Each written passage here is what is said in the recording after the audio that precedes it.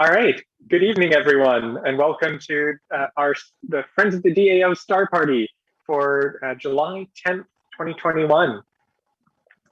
We've got a great show for you this evening. We've got Spaceman Steve Mayers to give our talk on um, where do baby stars come from, uh, about dust and nebulae, all sorts of cool stuff there.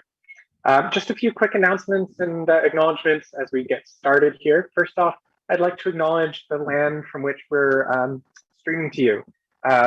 We'd like to take a moment to acknowledge that we are on the traditional territories of the Coast Salish and the Kwangit-speaking peoples, who are the custodians of these lands and waters.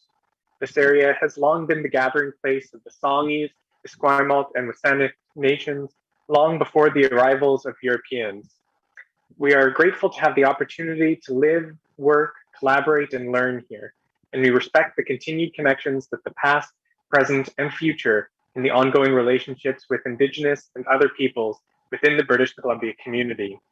We invite all attendees tonight to reflect on the relationships you have to the communities that inhabit this land and share the night sky in wonder. Thank you. A few announcements.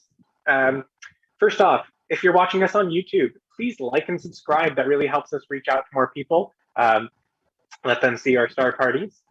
If you'd like to follow us on social media, you can do that pretty much anywhere using the tag at FriendsDAO, all lowercase, all one word. And we'd love to hear where you're watching from. If you can see the YouTube chat, please give us a shout out. Tell us where you're viewing us from. We'd love to hear from people all over the world. We'd love as well if you'd like to contribute and help us out. We are a membership-supported organization, a nonprofit. Memberships and donations really help us do the work we do, reaching out to bring astronomy to people. You can find out how to donate and become a member at centeroftheuniverse.org. And a donation of $40 helps us do a school tour for a whole class. But every dollar helps. So any amount you can and are willing to give is much appreciated. We'd like to thank as well the Victoria Foundation. We received a grant from them recently, which will help offset some of the costs for reopening the center as things open back up after COVID. We'd love your help as well if you can't donate or want to help out more personally. We are looking for volunteers as well as we get the center back up and running. You can find that information as well at centeroftheuniverse.org. Wherever you're watching us on Zoom or YouTube, we'd love to hear your questions about astronomy, life, the universe, everything, what we had for lunch. Oh, maybe not that one.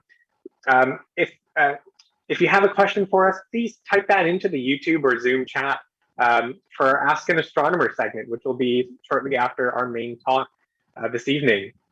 And we'll be accepting questions throughout the evening. So if anything spikes your interest, please jot it down in there. And if you have a question for our speaker at the end and we don't address it with Steve, that may mean we want to have a bigger discussion on it in the Ask an Astronomer segment. So watch out for that as well. And with that, I think I'll turn things over to Ben to introduce our speaker. Oh, Ben, you're muted. Right. I'm not muted now, right? No, we can hear you. I am grateful to have this opportunity to introduce Steve.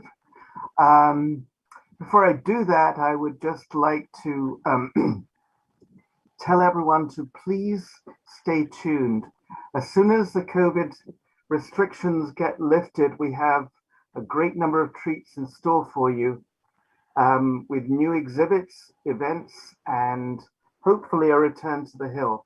For those who are in Victoria and are dying to get up to DAO and see the wonderful view and the wonderful telescopes, NRC is currently on hold waiting for further direction. There are several hundred people who work on the Hill and they want to ensure that the site is safe for everybody. And and so they're in a bit of a holding pattern, waiting to reopen.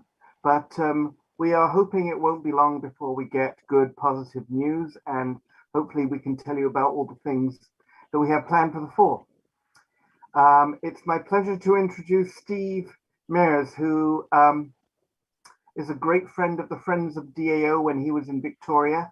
He was instrumental in introducing us to people who became strong advocates and our great staff members as well. His hair has got an awful lot longer since then. And while he was still in Victoria, he was a frequent was a frequent presence up on the hill as a volunteer and a speaker. He is now working at one of those telescopes that are behind me in my picture here. This is actually Mauna Kea, taken from a helicopter, if I remember correctly. He is a senior scientist at the East Asian Observatory, which operates the James Clerk Maxwell telescope, which is one of those little points of white on top of the mountain behind me. The James Clerk Maxwell telescope is a submillimeter telescope, and so he and his colleagues have a different window on the universe, and particularly one relevant to star formation, which he's going to talk about. He's also become a bit of a celebrity as Spaceman Steve. In fact, I heard of this guy called Spaceman. You're getting there. I heard of this guy called Spaceman Steve long before I realized it was, hey, that's Steve from Music. So without further ado, here he is. Thank you. Well, thank you so much. I'm going to go ahead and share my screen. Hopefully you can see my screen now. Is that okay? All right. So, aloha. Thank you so much to the Friends of the DAO for inviting me to speak tonight. I am so excited to be back interacting with folks in Victoria and at the DAO. Like Ben was saying, I've been a longtime friend of the DAO, and I'm just very thrilled to be here. And thank you for that lovely introduction. So, indeed, my name is Steve. I am the senior scientist at the James Clerk Maxwell Telescope, what we frequently and affectionately call the JCMT, which is this telescope here. And you can find me online as Spaceman Steve. So tonight I'm going to be talking about where baby stars come from. Indeed, how we investigate our origins. And this is one of my favorite things to talk about in the whole world. So I will show you a little bit about what we're going to be exploring together tonight. I'm going to start off with the love story of the cosmos between stars and dust. And then we're going to get into studying space, some of the tools of the trade, like the James Clerk Maxwell telescope that you see right here. We're going to be discussing how a star is born in broad strokes. And then I'm going to touch a little bit on my very own research, cutting edge stuff that not a lot of people have seen, how I show you how we track the evolution of stars in real time. So essentially, my job tonight is to convince you that the kind of science that we are doing with telescopes like the James Clerk Maxwell telescope is fundamentally awesome and even paradigm shifting. So I'm going to start off with a love story. So this is a beautiful image taken by Joe Marquez of the Smoking Camera out here on the Big Island of Hawaii. It is of the galactic center, the Milky Way. You can even see a volcano down in the bottom left corner there. When you look at an image like this, you notice a few things. The first is that if you're not here already, you should book a plane ticket to Hawaii because it's a gorgeous place to be. The next couple of things that you might notice is that there are two prominent visible features in the night sky. There are stars, of course, and if you have a keen eye, you might even see different colors and different sizes. And there are also these dark black stripes that run diagonally across the image that make up the Milky Way, the Via Lactea, the road to Valhalla, as the Vikings called it. These are gigantic cosmic dust lanes that stretch across our galaxy and obscure the distant starlight. So these long black stripes are dust, just like a finer, more ground up version of the kind of stuff that you kick up on the road when you're walking to school or to work. And this dust is intimately related to the birth of stars. So let's talk about these two visible things in the night sky in more detail: stars and dust. I'm going to start off with stars. So, do you recognize this place? I'm so used to giving talks in person. I'd be out there in the audience pointing to different people, calling you out, but I guess you got a pass tonight. Shout out at home, type in the Zoom chat. Do you recognize anything that you see on your screen? Type in the YouTube comments. Indeed, it is our solar system. This is kind of to scale. The sizes of all of these individual bodies are to scale against one another, but the distances between the planets and the sun are just wildly wrong. And I have a video on YouTube that actually shows the immense size of the solar system. If you're interested in checking that out too, just Google Spaceman Steve, solar system. So we have a whole bunch of bodies here on this image. Can we name the planets? Now, of course, the big thing in the middle is our sun, and quite big indeed it is. And then we have these smaller planets lined up across the bottom. Starting from the left to the right, we have Mercury, Venus, the Earth, Mars, and then we get to the largest planet, Jupiter, followed by the planet the universe liked so much it put a ring on it. That's Saturn. And then we have Uranus and Neptune, followed by some dwarf planets like Pluto. And yes, Pluto is a dwarf planet, not a real planet. I know people get salty about that, but we have good reasons, I promise you. Some of the other dwarf planets there are like Eris, Makemake, Haumea. You may have never even heard of some of these. So if you were schooled back in the day, like me, where you learned all of these different mnemonics to remember the planet names in order, you might be a little bit out of date because Pluto is no longer a planet. If this is the case for you, let me help you out. Starting from left to right, you can remember the planets in order by just remembering this sentence. My very educated mother just said, uh-oh, no Pluto. You see what I did there? That's called a compromise. That means that Pluto is not a planet, but we still include it in the mnemonic. Mercury, Venus, Earth, Mars, Jupiter, Saturn, Uranus, Neptune. So there's a couple of other things that we can notice, and there's a few things I want to bring up about stars. One, from this image alone, it's interesting to see that stars are big. Two, there are actually many different types of stars, as I'll talk about in just a second. And three, where there are stars, there are planets. More and more research seems to be showing us that whenever we take a close look at a star, it's probably associated with planets. Of course, size is a matter of perspective. On the very left-hand side of your screen, those grouping of pixels, that little yellow dot is our sun. And then we work across to some of these larger stars like Antares or Antares.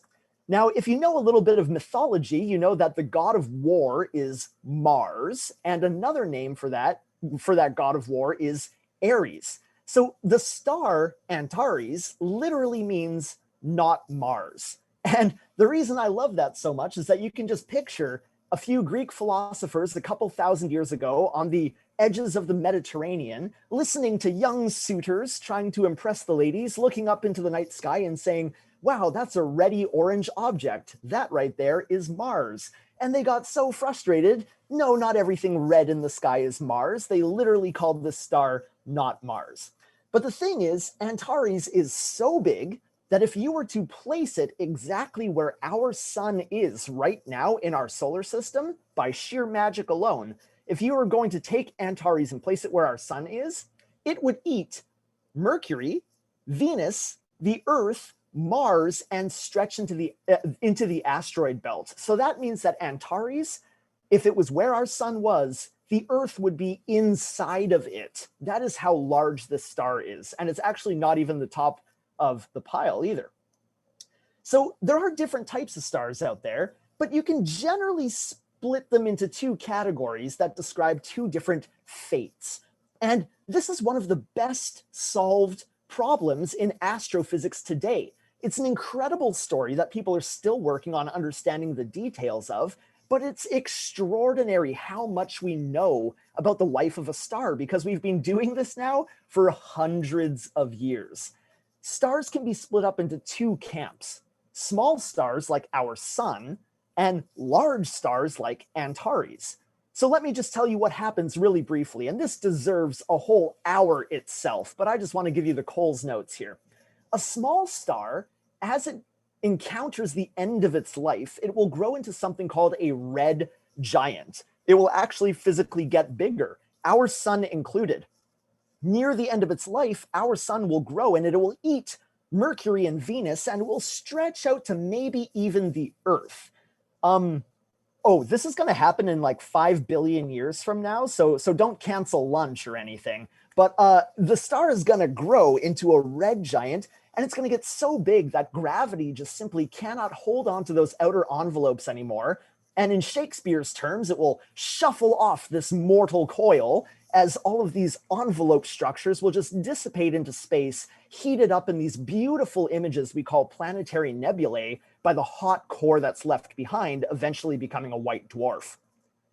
Along the bottom of the screen, though, it's a little bit more exciting. A large star, like Antares, will also grow at the end of its life, becoming a red supergiant. You see, it's bigger than a red giant, and astronomers are super creative, so we call it a supergiant. And there's some interesting chemistry that happens on the inside, which causes the star to explode in a gigantic supernova explosion that will outshine whole galaxies. And what's left behind after this is likely an exotic star called a neutron star, where 1 teaspoon of the surface weighs more than the entire Earth. Or this is a way you can also make a black hole. Now, like I say, this story is pretty well known. We're still figuring out some of the details. What I'm personally interested in is what happens back here. Here's where things get pretty fuzzy. There's lots of open questions. Where do baby stars come from? How do you actually make a star? Where did these things come from? And this is where dust enters the equation.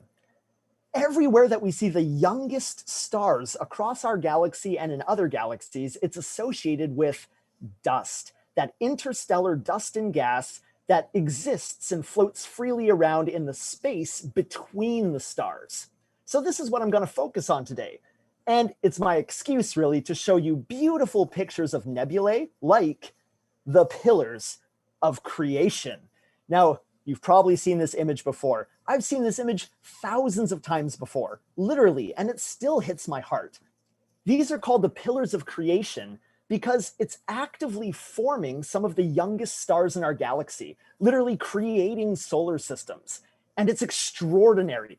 The name actually comes from an 1857 sermon by the London pastor Charles Spurgeon, which just goes to show that the immensity of what we are studying sometimes can only rely on the grandiose religious descriptions, on imagery that is infinite and immortal. This particular nebula is often the direction of the Serpens molecular cloud, or the Serpens constellation. So if you're looking towards Serpens, this is about 7,000 light years away. So to give you an idea of how big these pillars are, if one of these pillars was the Empire State Building, well, the diameter of the Earth, our entire planet, would be 500 times smaller than the width of a human hair. If I was going to put the Earth on this image, it would be much, much smaller than a single pixel across this image. Now, to put it another way, if you were in some kind of cosmic car and you were driving from one end of the pillar to the other at 100 kilometers per hour, at 60 miles per hour for my American friends, it would take more than 48 million years to drive from one side to the other. So these are some colossal structures out there in space that are associated with the youngest stars. Okay, so why should we care? No, truly, why should we actually care about this stuff? It's a good question. Well, I have two answers for you, and the first one is what's going to be my astronomer answer, I call it. It's the answer that I bring around to conferences with me when we discuss space stuff. So why should we care about star formation? Well, No matter what field you're in, more or less, in astronomy, you should care about stars and how they form and how they evolve. We're looking here at the Andromeda Galaxy, and you see these beautiful dust lanes. You see all of these foreground stars, all of these background stars in the actual galaxy itself. And a galaxy contains hundreds of billions of stars. At least this one does. And when you look at the dust in that galaxy, and you know that there's some kind of relationship between the dust and the stars and supernova explosions, you know that star formation and the evolution of stars can actually shape the largest structures that we know of in the entire universe and shape what the future of our cosmos looks like. So that's actually a very intriguing thing to understand better. But why should we really care about star formation? I mean, if you're not an astronomer working on this stuff, you're just a tax-paying citizen who some of their paycheck goes towards research like ours. Thank you very much, by the way. Why should you care? Well, there are many stories about the origins of the Earth and indeed of life itself.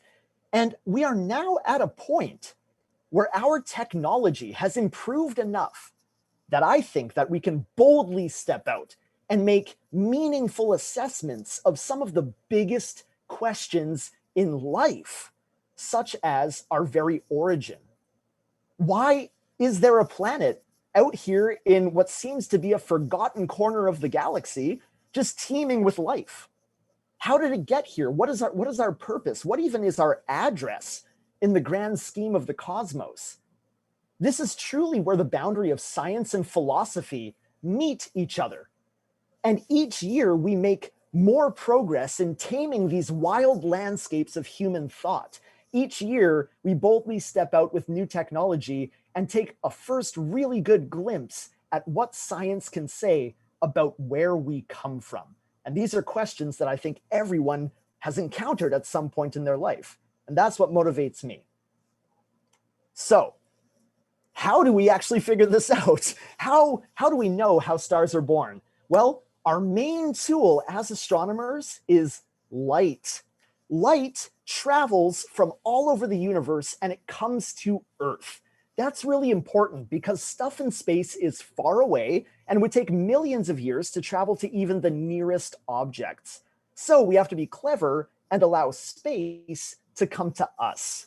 Now, to understand a little bit about what we do, we have to understand a couple of things about light. One way to describe light is that it is a wave. And you can think of it just like waves on the ocean. Think of this like a wave on the ocean. A wave has a peak, it has a trough, it has a distance between peaks or troughs, and we call that distance between two peaks the wavelength. Now, unlike waves on the ocean, for light, when you have long wavelengths, peaks are far apart, that means that you have low energies, low temperatures, and the light is physically redder. It looks more red to us. When you have short wavelengths, you have higher energies, higher temperatures, and it looks more blue or violet. So here's my pop quiz. Shout it out at home, put it in the YouTube comments. Which star in this beautiful Albireo star system is hotter? I'll give you a sec. Which star's hotter? And it is the blue one. The blue star is hotter, which is amazing that we know that. Just sitting here knowing a couple of things about light, you can now look into space and know the relative temperatures of two different stars more than 400 light years away. You didn't even break out your wrist calculator. You did no math. How cool is astronomy and physics? Seriously, that we can sit here and know some of the physical conditions of stars hundreds of light years away. Turns out there are many different types of light depending on whether it has long wavelengths and is low energy or has short wavelengths and is high energy. The long wavelength light is over on the right-hand side of what we call the electromagnetic spectrum. That's a fancy science word for the different types of light that are out there. So over on the right-hand side, we have radio waves, we have microwaves that help you cook your food. There's infrared light that SWAT teams use, among other people. And then you have this little sliver of visible light. Everything that you've ever seen with your eyes ever falls into this little sliver of this grander zoo of the electromagnetic spectrum. All the colors of the rainbow, Roy G. Biv, are right there. You've never seen light with your own eyes outside of that. On the left-hand side of that visible light spectrum, we have ultraviolet light, high energy, X-rays. That's why doctors hide behind the big barrier when you're getting pictures of your bones taken. There's also gamma rays. Those make the Hulk. And there's cosmic rays and all of this stuff that's really high energy on the left-hand side. The type of light that I'm going to be talking about for the rest of the night is right about here. We call this sub-millimeter light. And the reason that we call it sub-millimeter light is because its wavelength is just less than 1 millimeter. I can hold up my fingers and say my light is about that big, but my fingers are very close together. So great. So there's different types of light. Whoop-de-doo. What does that tell us? Well, I am glad you asked, because the difference in information that we receive from different types of light can be startling. For instance, take my favorite constellation, Orion. It's also known out here in Hawaii as Kehehe Ona Keiki. So there's a whole bunch of stuff that we can talk about with Orion, but if you were to just look at it with your eyes, this is what you would see up in the night sky. Well, you wouldn't see the lines. It would be useful if you could see the lines. But other than that, this is what you would see. You would see stars. But if we point an infrared telescope, this is what we see. The picture changes entirely. Now you can see gas and dust clouds that are spanning the same part of space. It's like a whole hidden universe that's laying just outside the tuning range of our eyes. And it's a good way to think about it. Like tuning a radio, our eyes are stuck on one specific channel. But if we can tune outside of that with some instruments, we get a whole broader context of what's happening in space. Another way to think about it is if you just have one telescope, it's like you're a mechanic who just has a hammer. Now, sure, a hammer can be useful to fix things. However, sometimes you need a wrench when you're a mechanic as well. Well, when you have multiple telescopes, you have multiple tools to be able to study light and spaces in the universe all around us. So this right here, in all its glory, is the James Clerk Maxwell Telescope, affectionately the JCMT. It sits at about 13,425 feet above sea level. That's 4.1 kilometers for my Canadian friends, on the tallest mountain on Earth from base to top. That's Mauna Kea, Hawaii. That's right. It is the tallest mountain on Earth. It beats Mount Everest, but half of it is underwater, so that's fine. What's cool is that the telescope in this image is observing. The sub-millimeter light that we collect is largely unaffected by sunlight. In principle, we could observe 24 hours a day, but then we wouldn't employ any engineers who help us fix our telescope all day. So you'll notice that there's a protective coat that's also covering the actual dish. There's a jacket. This is to protect against wind and rain and snow. Yeah, we get snow out here. And it's almost completely invisible to sub-millimeter light. So as sub-millimeter light comes in, it goes right through that jacket as if it's not even there, and our telescope on the inside collects it. I'll show you our telescope in a minute. The telescope is actually named after beard goals here, James Clerk Maxwell. He was a brilliant scientist and a terrible poet, and you will find evidence of both on Wikipedia. He stood on the shoulders of giants and used the mathematical descriptions of how electricity works, how magnetism behaves, and he married the two in 4 beautiful equations that describe the very nature of light itself. So we figured we'd name a telescope after him. Oh, he also took the first color photo, so fun fact. This, however, I wanted to show you is a time lapse that my friend and telescope operator William Montgomery took a few years ago, I think at this point, of our telescope working. We have removed the jacket from our telescope and bam, this is what it looks like when you are observing at the James Clerk Maxwell Telescope on Mauna Kea. You can see the stars rising and setting in the background. the telescope picking out different science targets. You get super dizzy if you're in the building itself. No, this is just sped up, so it looks like it's moving a lot faster than it really is. That's the moon. It's just because the exposure time on the camera is set to make it cool effect. We observe straight through clouds sometimes.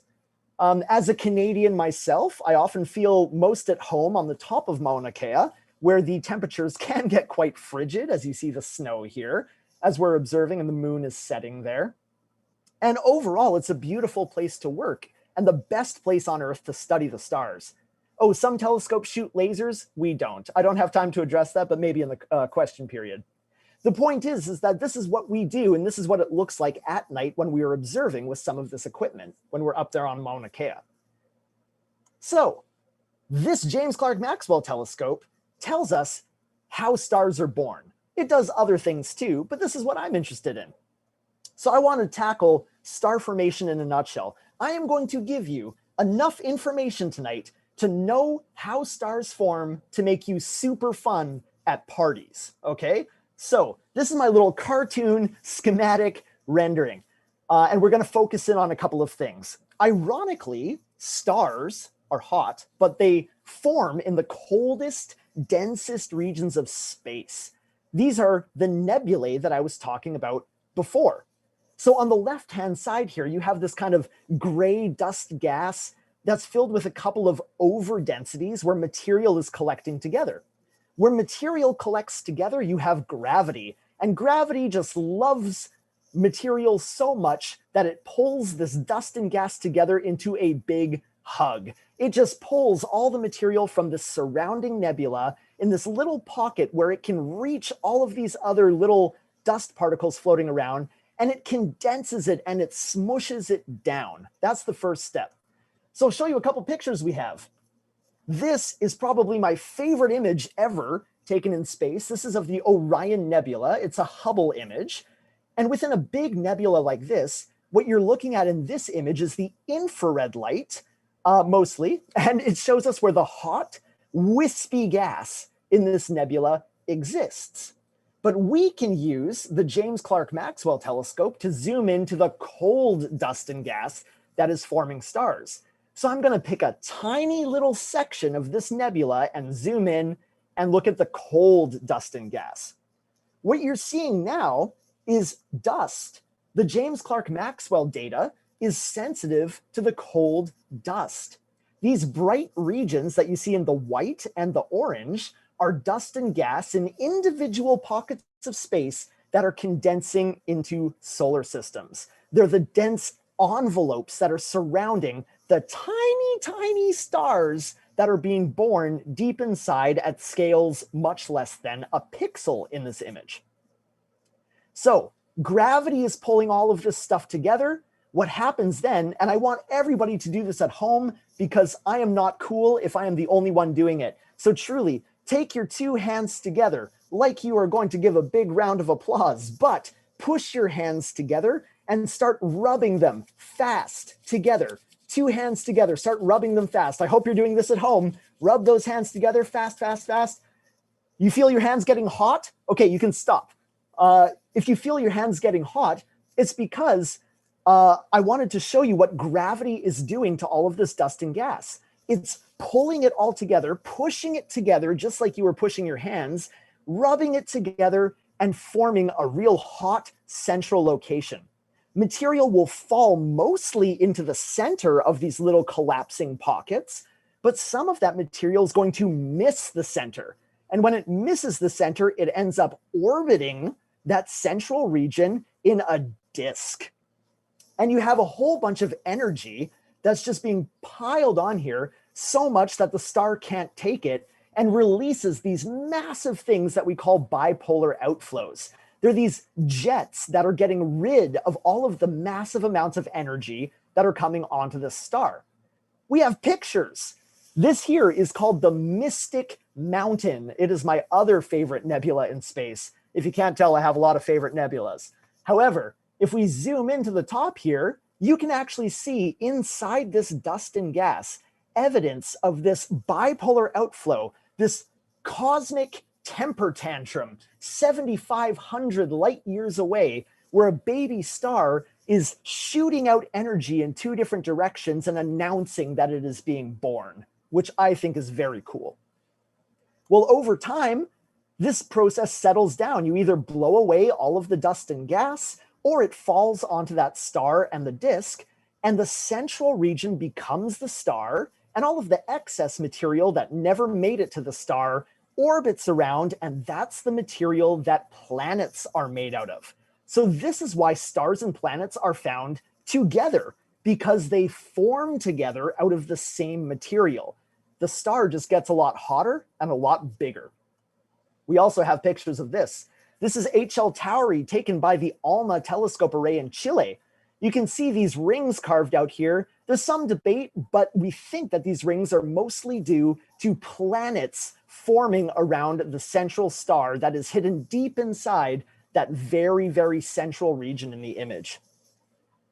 So this process, from nebula to condensation, little pocket of space, to jets coming out to forming planets, takes about 1 million years, maybe even 3 million years. So I have never yet convinced a graduate student to sign up and study a single star for the whole time. Something about the fleeting nature of human existence or something. So we look at regions all over the sky. Because this process takes 1 million years, we get a whole bunch of still pictures when we really need a movie. So we look at regions that have young stars embedded in their natal gas and dust material in a variety of regions around the sky at different wavelengths, at different scales, at different resolutions, until we have thousands of images and a wealth of information. And then we use the laws of physics to stitch these individual observations into a movie that tells us the story of the birth of stars. And then we continually compare our story to new observations that we are taking to try to prove ourselves wrong and convince ourselves that we actually know what is happening from nebula to star forming at all of the different stages. So that's my job in a nutshell. Very briefly, because I know we're essentially out of time, in just a couple of minutes, I wanted to show you a couple of highlights from the specific work that I'm doing to show you the latest in what is happening. So with Dr. Doug Johnstone at the NRC, right next to the DAO in Victoria, I'm one of the co-investigators on a survey called the JCMT Transient Survey. And we look at hundreds of baby stars that are still in what's called their mass accretion phase. It means that they're still growing, they're still eating. And we watch the brightnesses of those young stars change in real time. And I really mean real time. One of these stars takes more than 1 million years to form, but we've discovered recently that it does interesting things from week to week that tell us about how fast the stars are growing and what the physical conditions look like close to the star. What you're seeing here is the bright regions in this map are cold dust collapsing to form stars. They're dust envelopes. The actual stars that are forming are on scales far smaller than a pixel in this image. So you see the sort of stellar nursery surrounding. And every time that you see a flash where the arrow is indicating, the star, the baby star, is eating something and is heating up its surroundings. Kind of like a baby burping after it's eating. A lovely image. What you have is material falling onto the star, brightening the star, heating the dust envelope, and we can see that signal. This particular star seems to flash every 1.5 years, suggesting that it has some kind of unseen binary companion that, as it goes around, knocks dust and gas into that main star and causes an outburst like this. We also see really crazy things. Take, for instance, these observations observed 6 days apart. On the right-hand side of your image, the little pink squares show the locations of known baby stars found by other telescopes, and the white and red structures are seen by the James Clerk Maxwell telescope. So again, we don't have the resolution to see young stars themselves. All we get is the average energy coming out of the little pockets of space that you can see. And you can see on November 20th, 2016, that top image, There was nothing in this section of the Orion Nebula. And 6 days later, there was something. There was a signal at sub-millimeter wavelengths. And long story short, we observed that for 30 minutes, and we constructed a light curve, which is tracking the brightness of this thing over time. So in the top left, high up on the graph means bright, low down means faint, and from left to right is the course of time.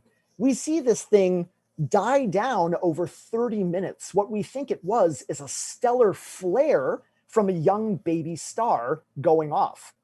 So we believe that powerful magnetic fields are attaching the star to the surrounding planet-forming material in that disk. And when these things get twisted up, just like a Christmas firecracker, if you twist it up too much, it releases energy, it explodes, and it drove a flare that we calculated is actually 10 billion times more powerful than those that you see on our sun. You can read all about it in Sky and Telescope. A couple of years ago, this came out. And what's interesting is it tells us about the physical conditions that are happening on scales that we can't detect. And it informs us about planet formation and how that might proceed. And that's what it's really all about. On my final slide here, you see, we observe distant stars and planets not simply because each little picture is fascinating in its own right, which it is, but because together, in the slow progression of research, these images, when combined together with creative thought and the laws of physics, are informing us about our own story. All of us, no matter where we live or what our background is, the broad perspective that astronomy offers is one that unites us. It highlights our commonalities.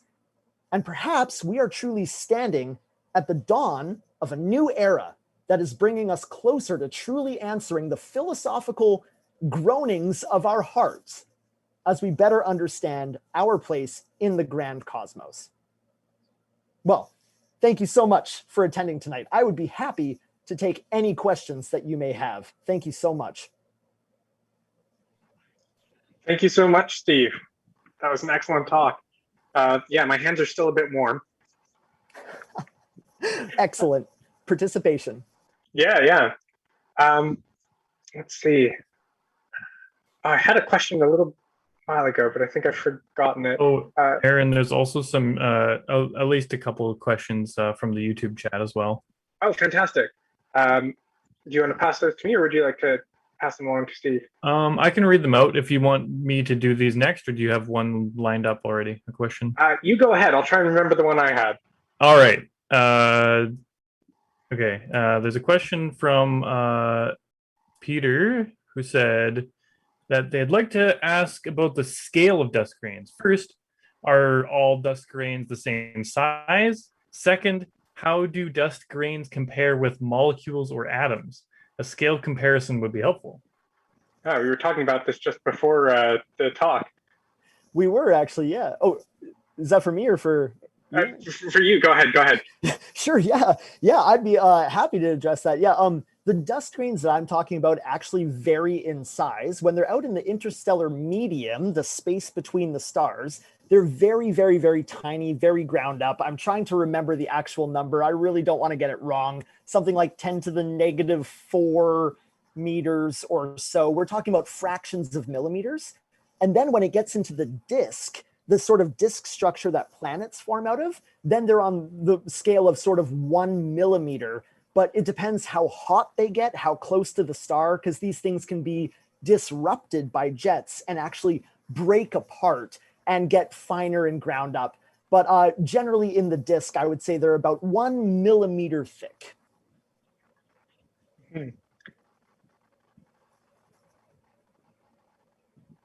Excellent. Yeah. Is there another one, Calvin? Yep, I can do another one. Give me 1 second.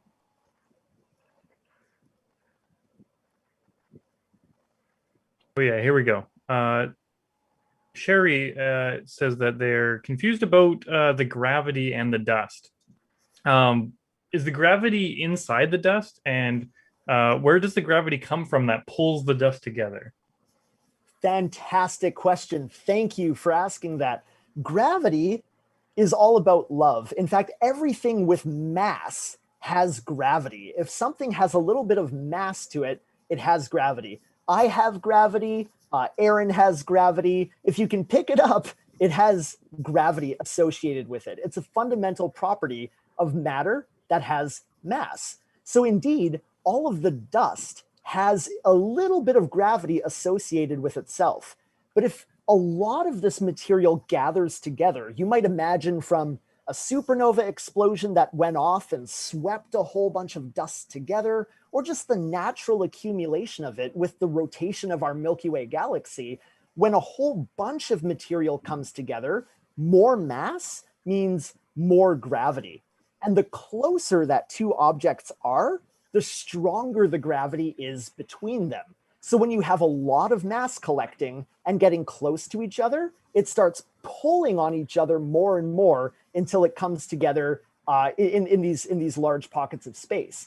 The reason that I am not being gravitationally attracted to Aaron right now, although he is a very good looking guy, though I'm not being attracted to him across the Pacific and we are mushing into each other right now, is because the gravity of the Earth, which is keeping us down, is actually just overwhelming any of the other interactions that we have here on the planet.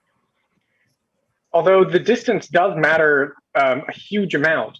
To tag on to what Steve was saying, like Jupiter, even though it's the biggest planet in our solar system, if I was in the same room with Steve, sitting next to him, I would actually have a bigger gravitational pull on him than Jupiter does, just because Jupiter is so far away. So even though these dust grains are super small, as they get closer and closer together, that gravity amplifies and amplifies its pull between them. So it really is like a snowball effect. That's a really great point. Yeah, exactly right. Thank you. Yeah, I actually remembered my question. So you mentioned that flare that happened with something about magnetic fields getting interacting with the dust. Can you elaborate a bit on that mechanism there? Like, does the dust ring itself have a magnetic field as well? What's going on there? Yeah, that's a really fantastic question. What we see when we look at the youngest stars and the most energetic systems is that they have these strong detectable magnetic fields. So the origin of magnetic fields in space, is somewhat of an open question. There's a lot of avenues we can go. I don't want to get into the details there, but in a forming star, and when I say magnetic fields, by the way, probably most people here in high school did that experiment where they have a north-south bar magnet, and then you took the iron filings and you did this over the magnet and you saw the magnetic field lines. Well, imagine that a star or the system out here has just a big bar magnet running through it. When there's a lot of energy coming off of this star, it can break apart dust grains and ionize what we call some of these different atoms and molecules, separating electrons, negative particles, from positive particles, and making magnetic fields here. And it's just constantly observed in young stars that you have these big magnetic fields emanating from the central object out into the disk, and the magnetic fields are anchored into the disk. And as the disk rotates, it rotates those magnetic fields, which builds up energy to a point where it just snaps and releases. And we have precedent for this before. We've seen 4 or 5 flares like this that have been documented around young stars before. This one just happens to be the brightest we've ever seen. Okay, very cool. So just to try and relate it to something perhaps a bit more familiar. So where we get sunspots and solar flares on our sun is because the sun is rotating at different speeds around its pole at different latitudes. Like the equator is going around faster, but because it's a plasma, the magnetic field is anchored to it, and that twists up those magnetic fields until you get flares. So in this case, you're talking, we've got a whole solar system-wide thing where the dust is rotating at a different speed than the star, and that's creating even larger tangles in the magnetic field, essentially. Is that right? Yeah, totally. And there's, of course, different physical conditions when you're talking about a big solar system versus a star. But, fundamentally, yeah, there's a lot of the same physics happening. Okay, very cool. We have a couple more great questions in the chat. Archean Tiger, I love that name, asks, I'm wondering how dust could have been formed when the only elements in the beginning of the universe were hydrogen and helium. How did the dust get there? Really, really, really fantastic question with a little bit of knowledge from the early universe too, or maybe a lot of knowledge, I don't know. But hydrogen and helium were indeed fundamentally the only two things that existed at the beginning of the universe. Good thing stars only need hydrogen and helium to actually form. So in the very early universe, hydrogen and helium, this gas itself, was collecting together and forming the first stars. Now, if I or if anyone else tells you that they know how that happened, that's a lie, because we're still working on that right now from the earliest generations of stars. But all you actually need is hydrogen and helium. Stars are predominantly hydrogen and helium. And then stars themselves, in their eternal furnaces on the inside of these gigantic cosmic structures, they literally manufacture the other elements that are dispersed around the universe in the ways of supernova explosions and planetary nebulae. If you've ever heard Carl Sagan talking about we are star stuff, or if you like to make an apple pie from scratch, you must first invent the universe. This is because stars manufacture all of the carbon, oxygen, nitrogen that we're made of and that we're breathing right now. So the first stars formed from gas and dust, and the reason that we can be having this conversation over live stream is because we are a physical, living memory of ancient stars that have died billions of years ago.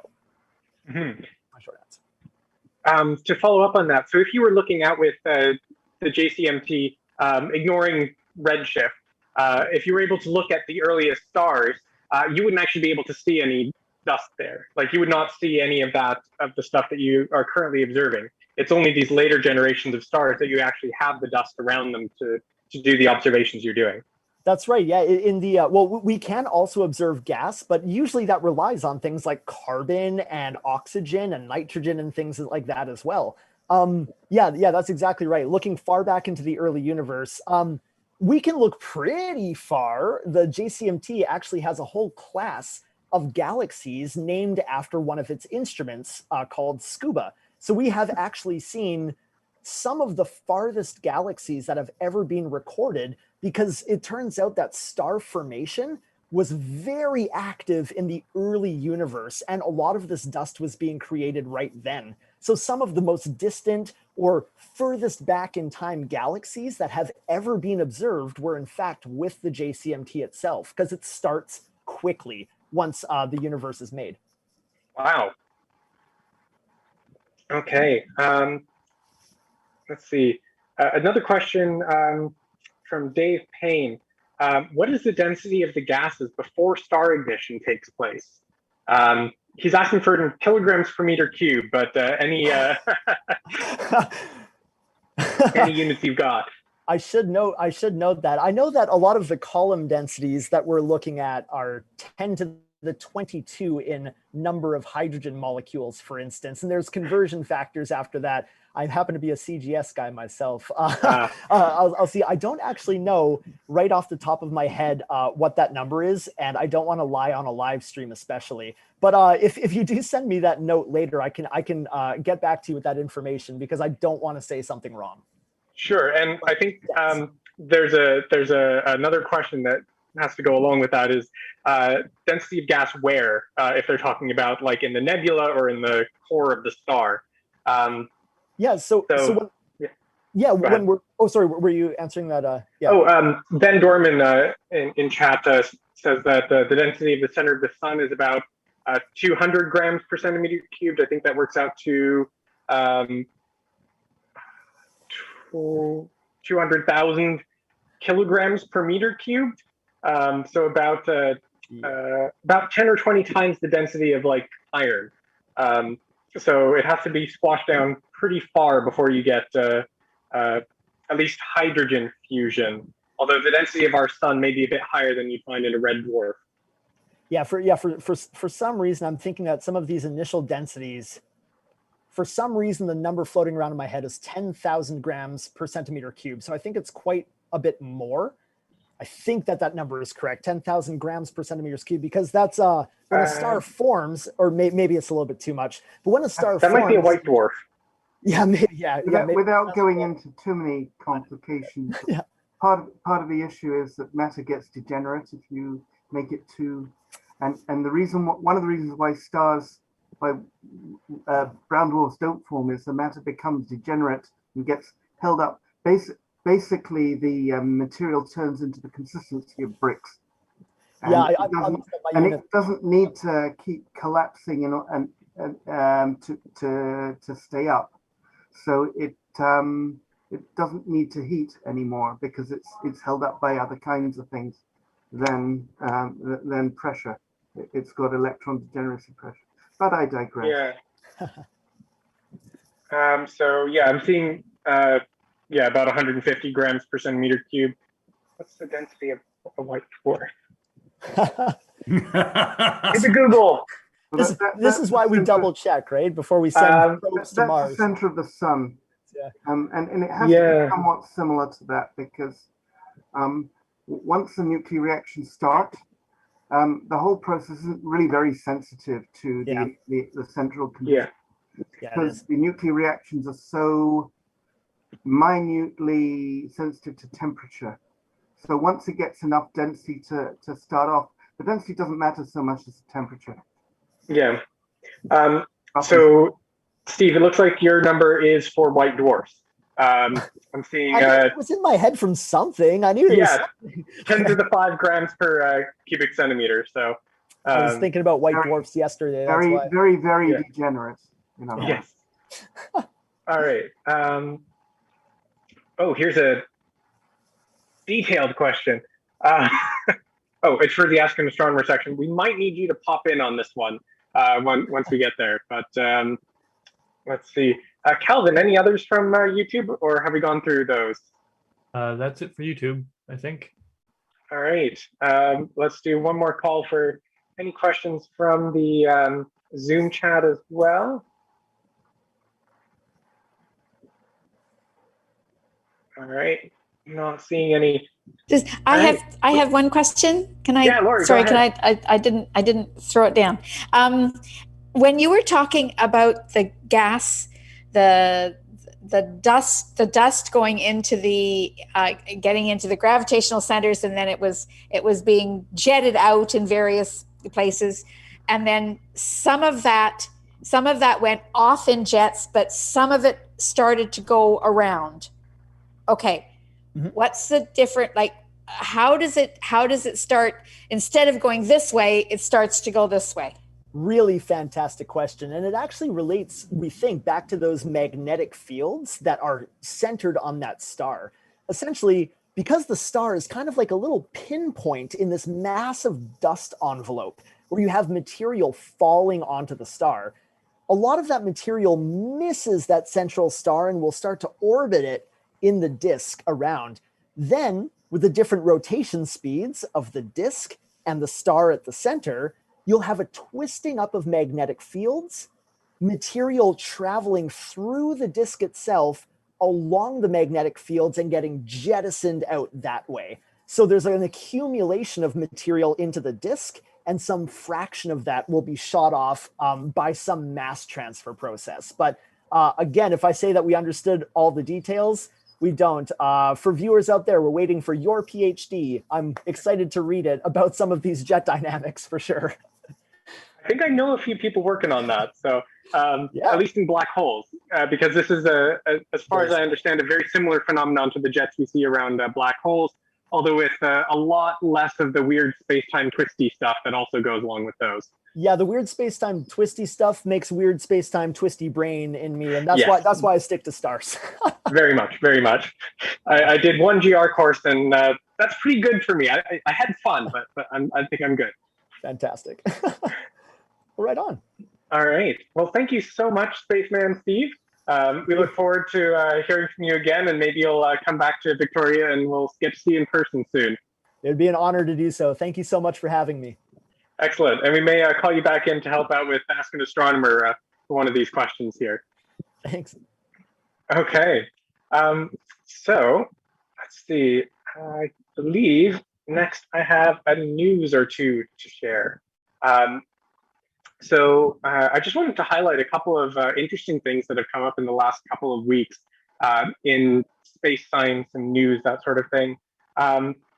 And one of them, let's see, we'll pull up this picture here and share my screen.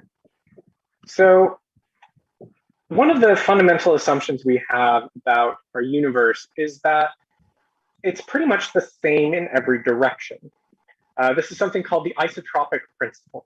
And that's literally what that word means, is iso is same and tropic is different directions. So now, I mean, if you look up in the night sky, you're going to see like different things. There's stars in some directions and not stars in others, at least that you can see. But on the grandest scales, when we look at the distribution of galaxies and galaxy clusters, it's kind of clumpy, but that clumpiness is pretty much the same no matter where you look, more or less. Over the last 2 decades or so, we found a couple of larger structures than we would expect to find. One of these is the Great Sloan Wall, or the Sloan Great Wall of galaxies. And then this one was recently discovered just this year. It's called the Great Arc, or the Giant Space Arc. And it's the sort of smiley face shaped arc that we see sort of in the middle of this picture here. And this one was found through looking at quasars. So every blue dot in this image is a quasar. This is a black hole at the center of a young galaxy sending out a jet in roughly our direction, this super bright radio light that's beaming towards us, and we can see from clear across the universe. Now, as that light travels through the universe, it passes through other things, galaxies, clouds of gas and dust around galaxies, and that light gets affected. And we can see how that light has been affected along its travel, because as the universe expands, that light gets redshifted, and the hydrogen in these gas clouds leaves its marks in different parts of the spectrum of this light. So basically, you get this bright beam at one color, and as it goes through the universe, it gets redder and redder and redder. And if it happens to pass through hydrogen, it leaves a mark. And then it gets redder and redder and redder. And then if it passes through another cloud of hydrogen, it leaves another mark in a different part of the spectrum and keeps on going. So we can measure the distances to these clouds of gas that it's passed through, and get their direction by looking at a couple of quasars behind a galaxy or galaxy cluster. So you can see in these dark blobs, these are these big gas clouds that have been passed through. And we get their distribution because there's multiple quasars behind a lot of them. And we see this arc. And we would expect the biggest features in the universe to be about a third of the size of this. So this is quite large if it is an actual feature and not just a statistical fluke. We're not 100% sure on that yet, but this is really interesting and tantalizing because, again, it's not the only such object we've discovered. And what this means is that we would have to, if these are real features, that we would have to reevaluate a lot of our assumptions about the universe and our picture of how the early universe formed. We think the largest structures came about from quantum fluctuations, the very, very early universe being blown up, inflated to large scales and creating the seeds of galaxy clusters. But these are larger than can be explained by those processes. Basically, light wouldn't have had time to travel from one end of this to the other in the early universe in order for it to form one coherent thing. So that this could be, if it's real, it could be an imprint of a big bounce, or parallel universes that have interacted with ours. Really not sure, but if these are real features, they open up a lot of really interesting doors to studying our universe and perhaps our metaverse. And let's see. I also wanted to show, so another thing I wanted to highlight is Jupiter. So we've known for a long time that Jupiter has really enormous aurorae on it. These are very similar to the aurorae we see here on Earth.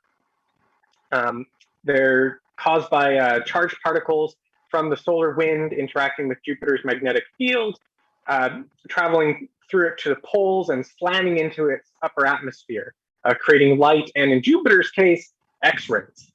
Jupiter has a magnetic field much, much, much stronger than Earth, and so it can sweep out a huge chunk of the solar wind and funnel it down even more strongly than Earth.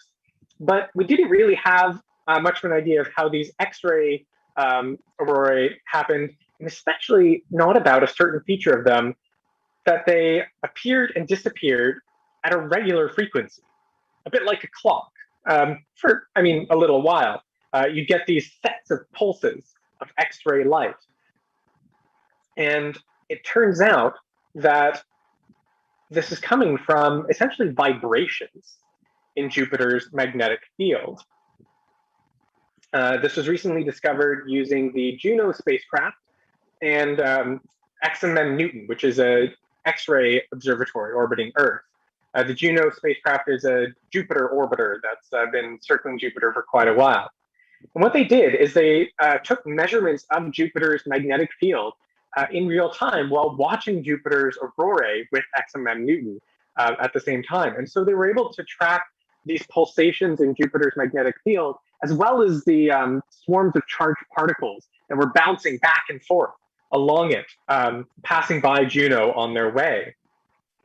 And so we're not sure what causes these pulsations yet, whether it's some thrumming set up by the solar wind or some interesting interaction between the magnetic field and the plasma in Jupiter's magnetosphere.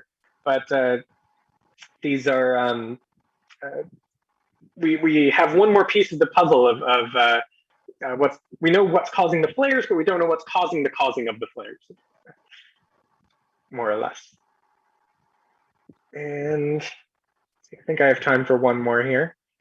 Again, if you have questions about this or anything that's happened, please toss those questions into the chat for Asking Astronomer. There you go. And let's see, what's this one?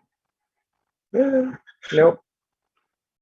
I think I've lost my other news item, so I might pop in again after Ask an Astronomer then to help to talk about that one. All right, so I think next we have Ask an Astronomer, and that is going to be hosted by Chris Peirce and Jonathan Rinaldo. Chris Peirce from the RASC and Jonathan Rinaldo from the UVic Observatory. He's a volunteer there and one of our electronically assisted astronomy presenters as well. Welcome both of you, and I will pass the questions over to Amy. Hi, welcome. Let's just jump right into questions if that's all right. The first question is one that Spaceman Steve did mention a bit earlier, which is, why do some telescopes have lasers? Would you like me to take that one, or somebody else want to? I can answer that. All right. I think I can do that. So basically why some telescopes have lasers is because that's part of their adaptive optics system. And in a nutshell, what that is basically all telescopes on Earth suffer from the fact that the Earth has an atmosphere. And light passing through the atmosphere, it gets distorted and bent, so we don't always get a clear image of things in space. So one way we can, finesse that situation, sort of get clearer images of things in space, is by modeling the distortion that the atmosphere causes, the way that it distorts the light hitting our telescopes, and deforming the mirror of the telescope to sort of, induce the inverse operation that the atmosphere is doing on the light, basically subtracting the atmosphere in a way. The way they do that is they fire sodium lasers, which are really bright. They fire it up into the atmosphere, and there's a layer of sodium at a certain altitude in the atmosphere. And when the laser beam hits that, it excites the ions, produces light in a certain wavelength, a yellowish orange wavelength, similar to sodium streetlights. And then that light, we look at that light as it comes back down, and we know that the laser beam should be a point source of light, just like stars in the sky. So what we do is we look at the image that comes back, which is distorted in the same way that any stars in the image would be. And we just manipulate that until we get it to look like a point source again. And once we know how to do that, we know how to deform the mirror so that all the distortion the atmosphere is adding to the light gets undone. And then we get a much clearer image of whatever we're looking at. And maybe I could just say that we have one of the leading teams in doing that sort of work here in Victoria. And for those who live in the city, if you've noticed the new building on the hill, that's part of the reason for it, because and I think it was last week's presentation or 2 weeks or the previous presentation, that is there to build the equipment to do this adaptive optics for the 30-meter telescope. So, and it just goes to show, I find it fascinating as an amateur looking at this is think about how fast the computing power you need to do that, because the atmosphere is continuously changing. So you want to be basically almost keeping ahead of the atmosphere, if you're thinking about it. So you're watching this artificial star you've created, the laser, and you're trying to correct it, in well, really nanoseconds, right? Instantly. Very complex. That's quite impressive. And also an interesting sort of fact along with that is the reason that it doesn't, interfere the images that we're sort of trying to, the reason we don't see these bright lasers in our images that we get of things in space is because we generally don't image things in that wavelength. The atmosphere isn't generally, super transparent in that wavelength. So it also has the added effect of not really ruining our images. So we've just had a follow-up question, which is that, do the lasers kind of stay there? Do they stay on all night when there's viewing happening? Is that? I believe so, yes. Yeah, I would believe they'd have to for the system to work. But I must say, I don't know for sure. Yeah, the moment you turn off the laser, you don't know how the sky is behaving anymore, so you can't correct for the distortion. Just to jump in there, yeah, so during an observation where they're using those guide stars, or the lasers, yeah, they stay on for the whole observation. For a lot of observations, they may be able to have use an actual star that's close to the place they're looking at and use that as their template, so to speak, for this for subtracting the turbulence. But the guide stars are used in places where there aren't any bright stars nearby. That's true, yeah, and I believe what they did when they originally sort of started doing this adaptive optics technology was they used stars that were in the region. But then, of course, not every region you want to image has suitable stars that are bright enough and close enough to your target. So that's when they started adding lasers to their telescopes. I'll just mention that the Star Party that Chris mentioned is available on our YouTube channel. If somebody would like to take a look at that, listen to that talk, it is available. I'm also going to say that as we go through the questions, if anybody comes up with any other questions, please just throw them into the chat, either on YouTube or in Zoom, and we'll pass them along. So Sherry asks, knowing that the universe is expanding, does that allow you to see further back in time? It's a two-part question, so I'll put them both out there, which is also, do you know how old the Milky Way is? If you guys would like to defer to Spaceman Steve, I think he is prepped for that, if that's easier. I had seen that question, so I would say no, I didn't know how old it was, but I looked it up. So according to what I found, it's estimated that the Milky Way originated 13.5 billion years ago. So it's a fairly early galaxy, I guess, from all things considered. So it is not wasn't there obviously quite at the beginning, but it does go back a long way. And sorry, Amy, the other part of the question was? So knowing that the universe is expanding, does that allow us to see further back in time? So when yes, as I understand it, one of the things is, and this is why we want better equipment, and as Steve can probably tell us about the submillimeter, there are certain technologies that do allow us to see further and further into space. And as you see further into space, the further back in time you see. And I believe submillimeter is one of the ways of seeing quite a long way, much further back than you can with the visual spectrum, if I'm not mistaken.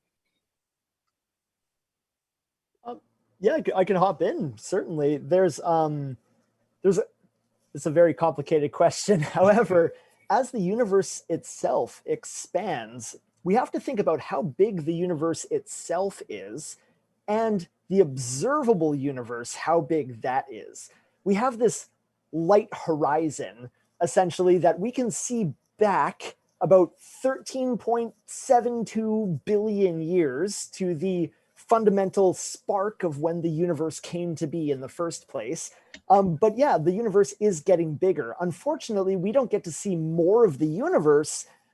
Some of that universe actually leaves our sight as it gets bigger and bigger. In fact, if we were to fast forward many, many, many billions of years into the future, after Andromeda, the galaxy that's coming towards us right now, crashes into us and we become one galaxy, when a whole bunch of other things happen, the furthest objects that we see actually leave our observable universe at that point, and billions and billions of years after our sun dies out, if humans are still around, we may think that we are the only things in the entire universe, because when we look out, everything else is just black, vacuous, and empty. So we might actually be living at a very interesting time in our history, or the cosmic history right now, because every single day a little bit more disappears. But of course, we're talking on scales of billions of years, not, fundamentally over a career of an astronomer. Steve, while we have you, and I know that you started it in the chat there, but I'm going to ask that question that had come across in Zoom so that you can answer it, if that's all right.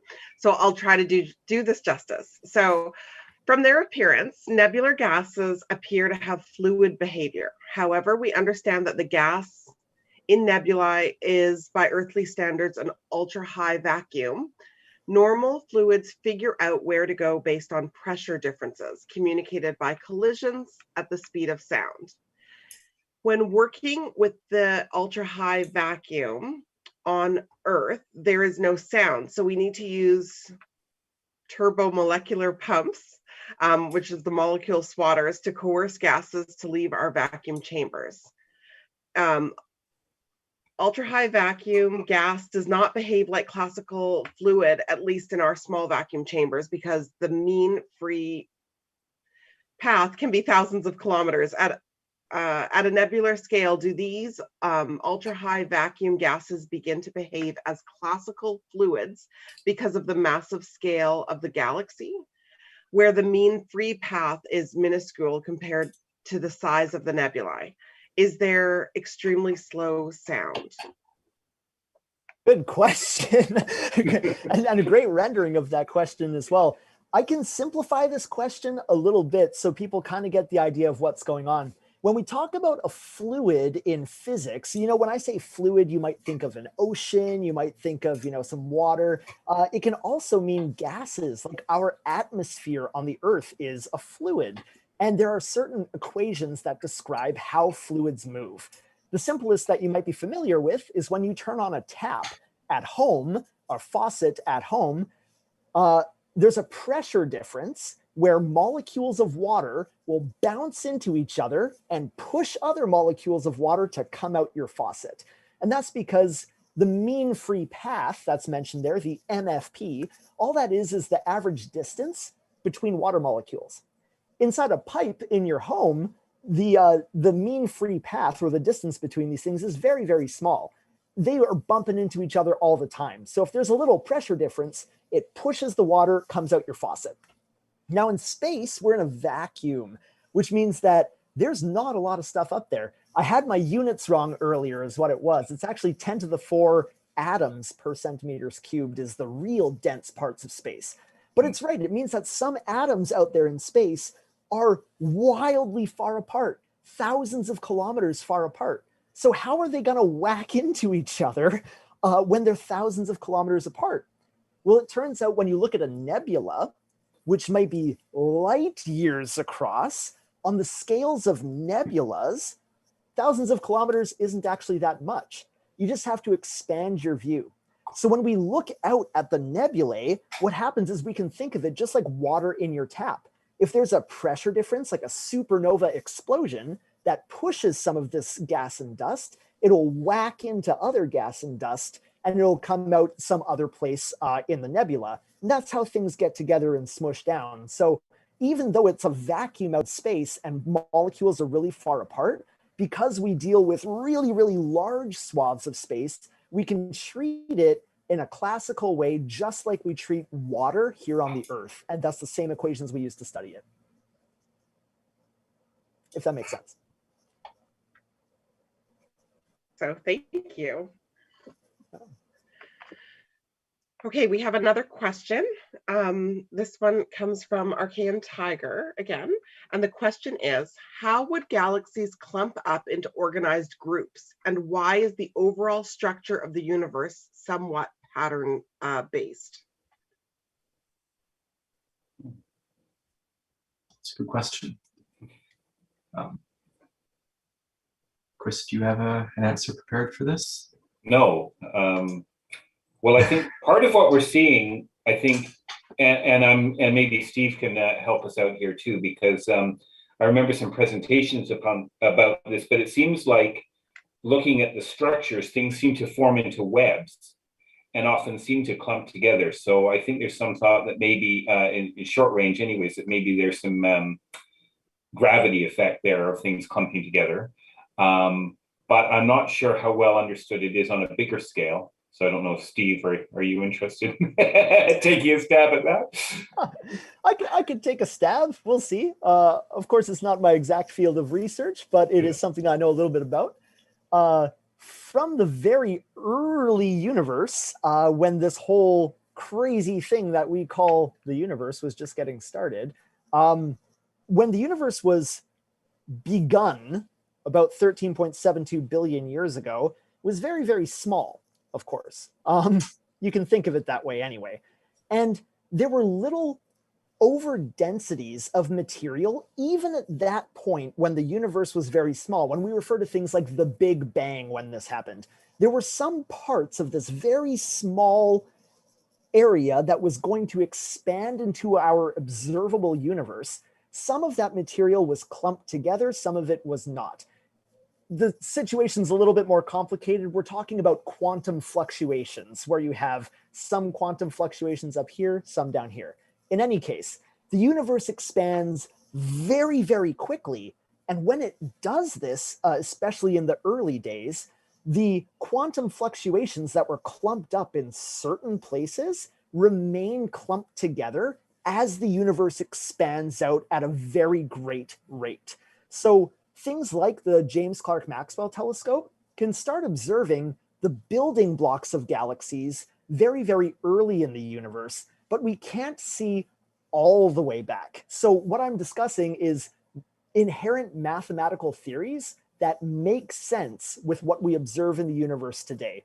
Universe was tiny, little fluctuations, universe expands, those fluctuations turn into overdensities and vacuums that are separating these things. The overdensities eventually become galaxy clusters. That's the shortest way I can describe that, I think. And then apparent voids, I guess.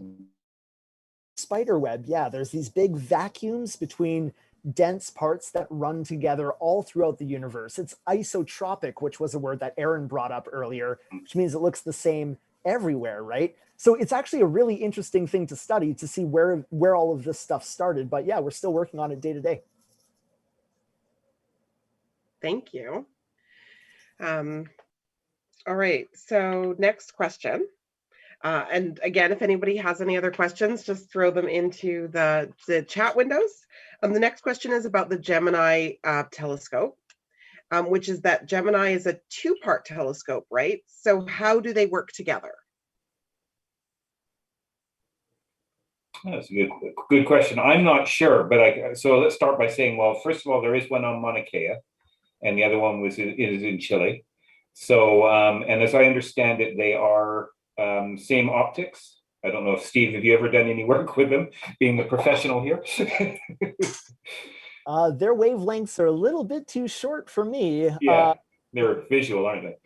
Yeah, visual and infrared. They do. Infrared, yeah.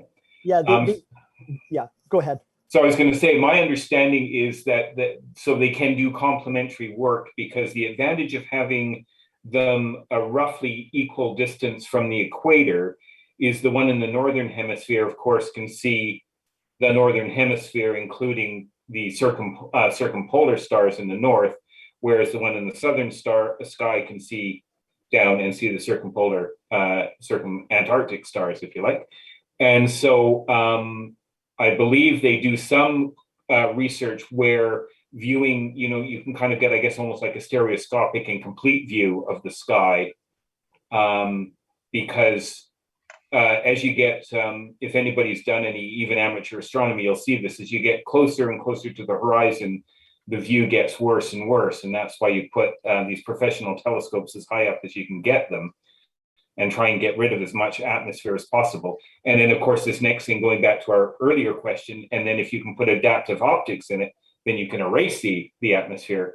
But by putting one telescope in the northern hemisphere, one telescope in the southern hemisphere, you can see pretty much everything. And so that allows you to do some, I guess, continuous work. So you can go from one to the other to see different parts of the sky. And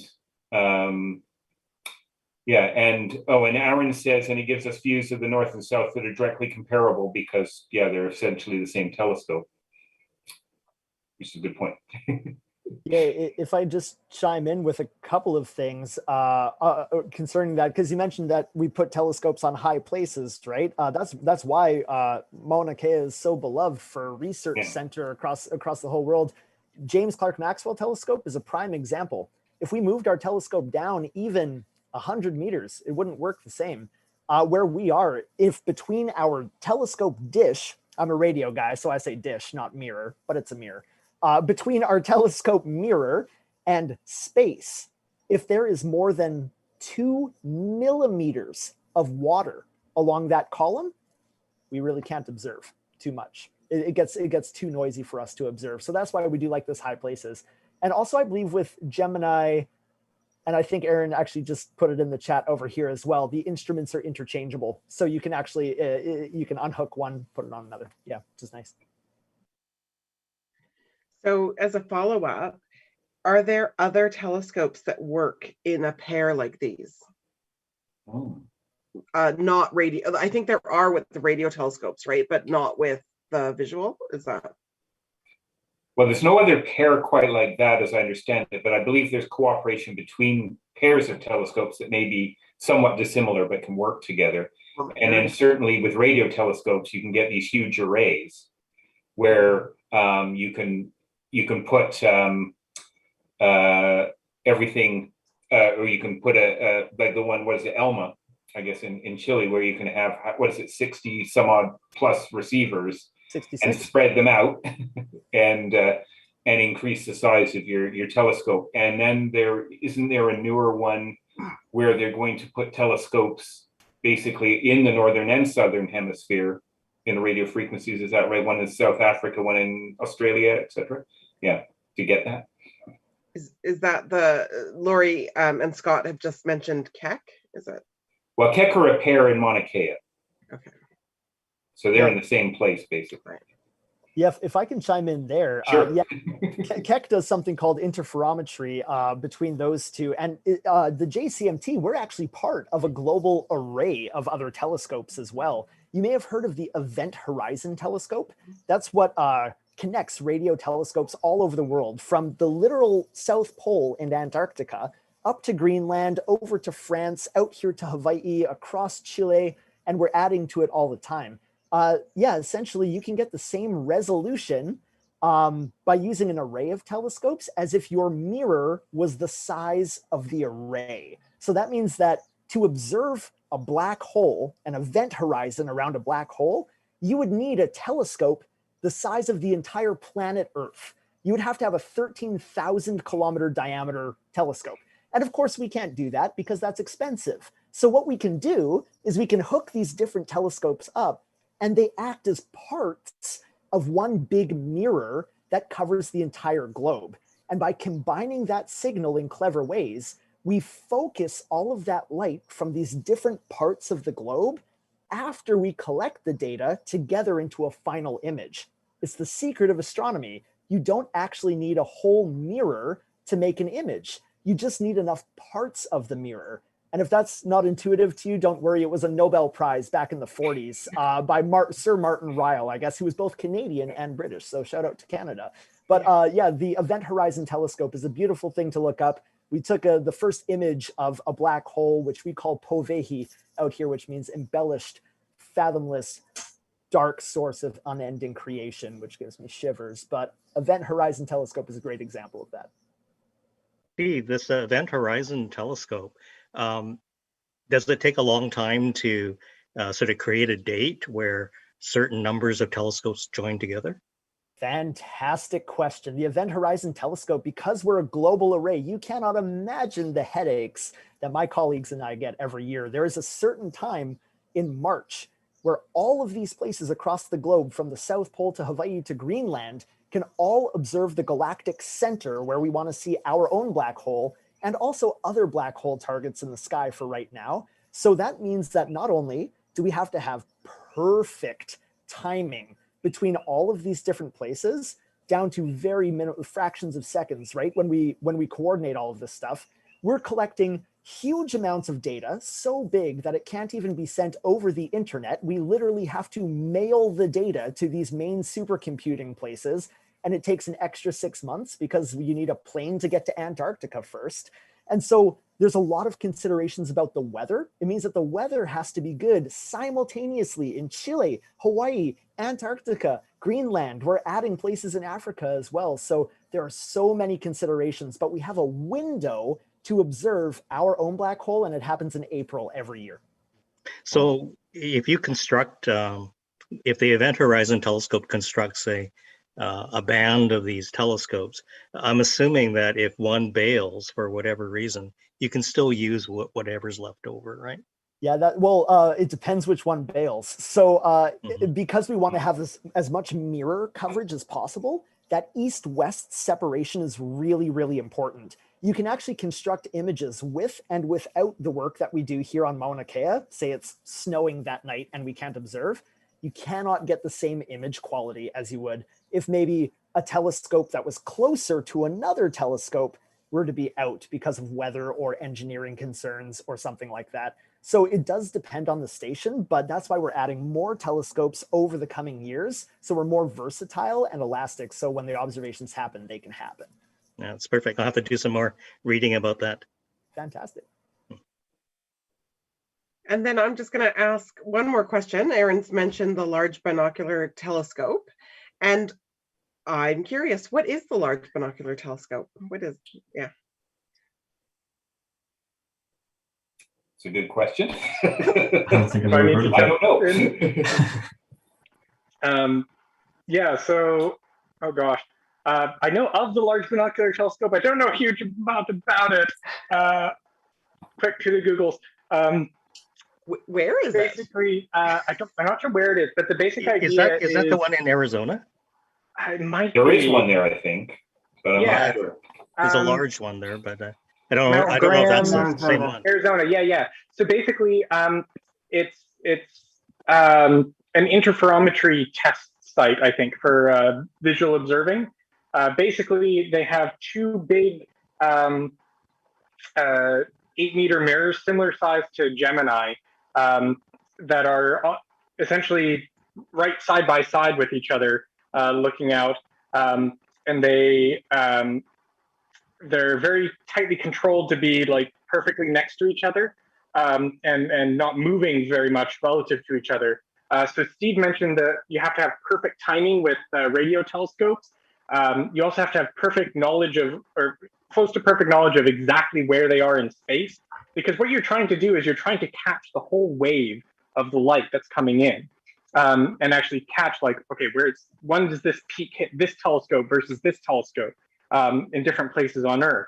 And in order to combine them later, you really need to know, okay, like how far away were those telescopes? When exactly did each telescope receive the light? And then do that reconstruction in software. You can't do that with visual light. It's too small. Those waves are too fast. And so what you have to do instead is just get the mirrors not moving relative to each other, and then tune it very, very, very tightly, so that the light interferes with each other in like fiber optics or in a mirror system behind the primary mirrors. And that's super delicate because visual light is so small. Its wavelength is a few hundred nanometers. And in order to get interferometry to work, you have to be precise down to about roughly a tenth of the wavelength. So all of your pieces of optics and stuff have to be precise to within a couple tens of nanometers. So this is really, really challenging to do. It's a lot easier with infrared because that gets up into thousands of nanometers or so. But there are a couple of telescopes that are working on this in visual light. The Keck telescopes being one of them up on Mauna Kea. Yeah, they're interesting test beds for doing the same type of thing, basically making a set of smaller mirrors act like a big mirror together. Yeah, sorry. I was just going to say, Peter confirmed that the Large Binocular Telescope is on Mount Graham in Arizona. Yeah, in Arizona, yeah. Yeah, I mean, just for the fun fact too, by the way, so hopefully in the future, as technology gets better and better, we'll see these visual telescope arrays as well that are able to do incredible things. But the sub-millimeter array, which exists right next to the JCMT on Mauna Kea, it's a little array of radio telescopes, and they're so precise in their timing with one another and their locations, and they're only tens of meters apart across the mountain, but they're so precise in their timing and their sensitivity that it's actually one of the most sensitive earthquake detectors that we have here on Mauna Kea. So when Kilauea decides to erupt and do that kind of thing, the telescopes and their positions and how they shift over time can actually inform what the earthquake was doing during each wave. And there's collaborations that happen on the island between the astronomers and geologists, which is really cool. That's fantastic.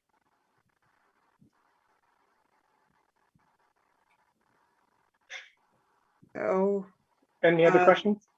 Yeah, so two questions. One, which might go back to Steve, but I'm not sure. So when you had mentioned that our sun is going to get bigger and kind of eat up the Earth at some point, what about other stars and in their life cycle right now? Should we be concerned in our solar system or in our galaxy that they're going to, come for Pluto or something? So. Well, one thing what we can say there is, and I'm sure Steve can back me up on this, is the distances are just so huge that we're if we consider sort of a distance that we are away from the sun, the next nearest star is immeasurably further away than that. So yeah, I think there have been science fiction stories about a supernova somewhere else having a direct impact on the Earth, but it would have to be, I think, generally a lot closer. And I don't think we have any really big stars that close to us. I think the stars that are closer to us are rather similar to sun-like stars. So, Steve.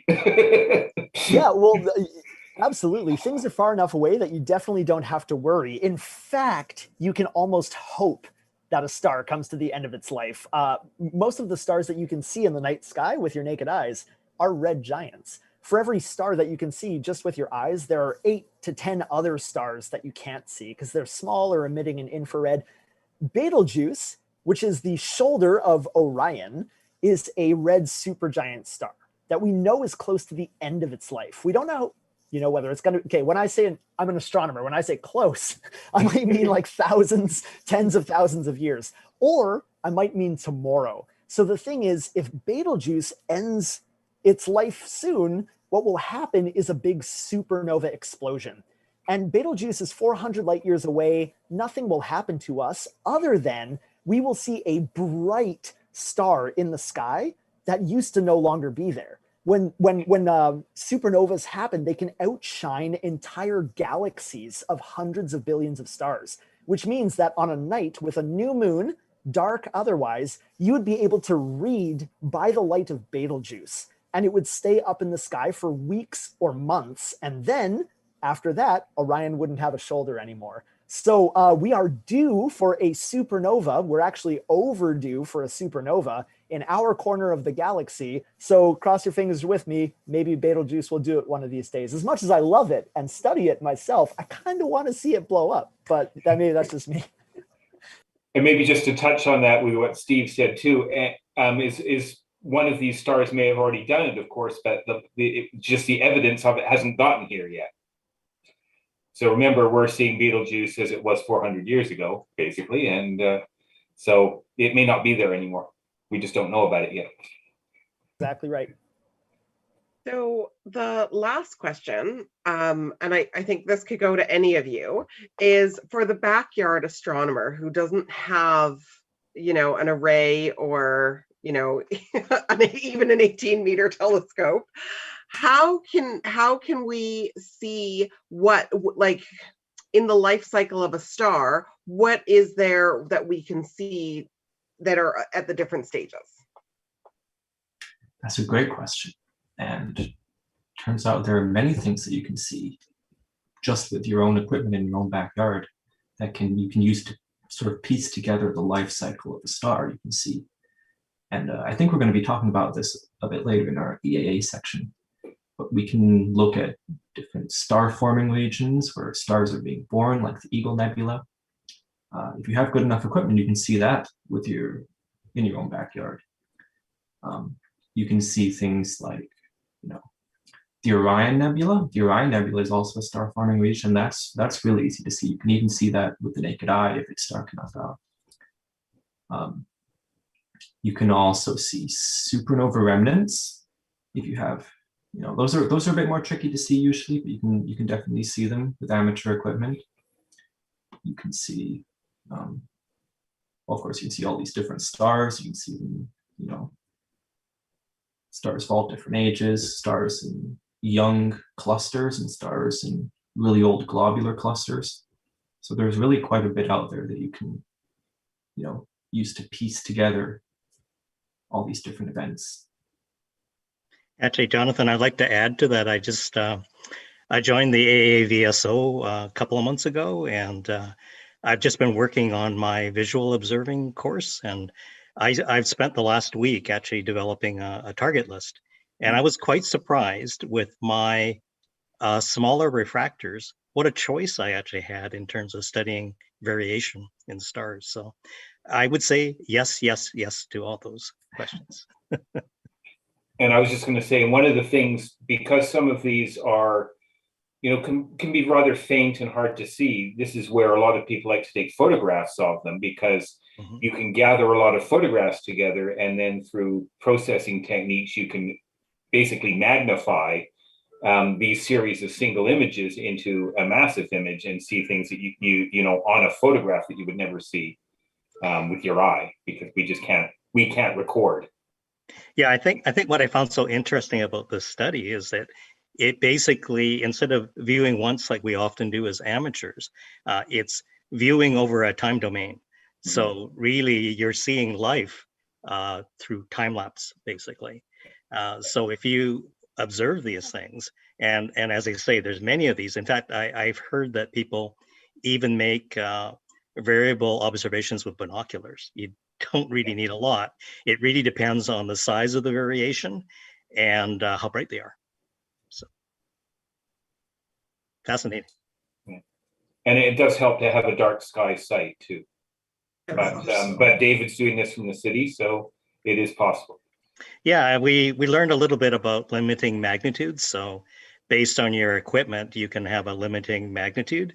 And then the AAVSO has these wonderful tools where you can actually do these queries of their database, and you just use those as constraints. So I just basically said, I don't want anything that's dimmer than mag 12, for instance, because that's pretty well the limitation of my telescopes. When I start doing photometry with my cameras, it'll be a different story. But for now, I decided to go old school and just start with visual and then work my way up. Yeah, so there's plenty to explore in the night sky. Yes. Basically, it's a case of finding out what's out there. And one of the things that can help with this is just a little plug for the Royal Astronomical Society. Is there are some observing programs, and some of those are in special areas. There's a new one, for example, on double stars, and you saw a picture of Alberio, and there are many others of these, and so you can go and find those and have a look at double stars, and see a bunch of different things about that. David's doing other things with, observing. So there's all sorts of things you can do. And so I guess just to kind of mention, just in terms of that dark sky, in town, I know that we've got Cattle Point, which is a great spot, but right now, of course, the hill is closed, and we're not all on Mauna Kea right now, which is unfortunate. When people are looking for dark sky, do you want to kind of say what they're really looking for or looking to avoid, I guess? Well, really, yeah, a big part of it is really trying to figure out, first of all, where in the sky you want to look. That's very important. What works quite well here, although you can run into some other problems, is to use the coastal areas. So if you're looking at something south or east, particularly works well in Greater Victoria, because we have both an east coast and a south coast here. We're not so good to the west, although there are places you can find. So those can work well, except that looking over water can have issues with mist, and other things can happen there. So, this is where it's nicer to look high in the sky is best. You really want to avoid looking over well-lit areas. So that's why I say if you're looking at something in the southern sky, try to get somewhere where you're not really looking over the city if you can help it. I don't know if Jonathan might have some perspectives from you, Vic, because I mean you've got some constraints there with those lovely field lights. And... Oh, I was just thinking about those stadium lights. The bane of our existence at the observatory. Yeah, I mean there's one direction you really can't look at from you, Vic, if those lights are on, because you just can't see anything in that direction. And it's lucky enough there that you've pretty much got a pretty good east view, I think, and luckily there's enough. One of the things, if you can get on one of the higher points like Pecals or Mount Ptolemy or something, you can gain some advantages of not being, right on top of the lights. Even that can help. So there are some high points around that are not fully inhabited, so those can help too. And certainly then getting out into the western communities. Certainly if you go out toward Metchosin has light restrictions as a district, so they are trying to not overlight Machosen. So there are some places there. And yeah, basically the beaches in that direction. Yeah, I also want to add that there are light pollution maps as well on the internet. So you can actually go and look at what they call the Bortle rating. So the Bortle rating will tell you how much sky glow you might have in any given place. And of course, pay attention to the other elements like the location of the moon. Independent of light pollution, there's other potential kind of pollutants to your ability to see. One of the places you might want to look at certainly this time of the year is firesmoke.ca. We are getting, you notice the sky wasn't as blue the last few days. It's because we've got quite a bit of smoke aloft. So that's going to be a problem. So you want to try and get a time. So basically knowing which direction you want to look at, trying to avoid looking over lights, look at your sky conditions. And also, some days just aren't going to work. Yeah. Also, if it's really windy out, then you're going to have some trouble getting a clear view through your telescope. Yeah. And especially if you're imaging, you don't want any wind at all if you're imaging, or as little as you can get. Okay, well, thank you, Jonathan and Chris and Steve for coming back for that segment. And hopefully everybody learned something. And I guess the last question, of course, goes straight to David, which is what's up in the sky? Yeah, I'll just do a quick overview, and then we're going to run into an episode of EAA. And actually, if Steve wants to stick around, he's more than welcome, because I think we've got tons of images that are really dear to his heart. So let me just share my screen first.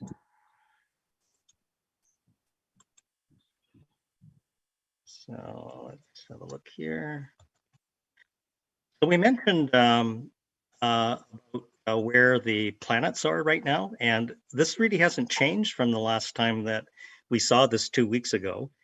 Venus and Mars, and in fact tonight, I don't know if anybody was able to see this, it would have been extremely close to the horizon line, but Venus and Mars were extremely close together this evening. I think they were about a degree apart. So very, very close together. Unfortunately, extremely low to the horizon. So unless you had a horizon, a clear view of the horizon, you would have been very, very difficult to see. And it's in the west, of course. Now, if you're an insomniac and you happen to make a habit of getting up at 3 o'clock in the morning, you will have seen Jupiter and Saturn. I won't say that I've seen Jupiter and Saturn, but I probably should say that I have seen it. So yes, yes, they're very visible in the southern sky right now.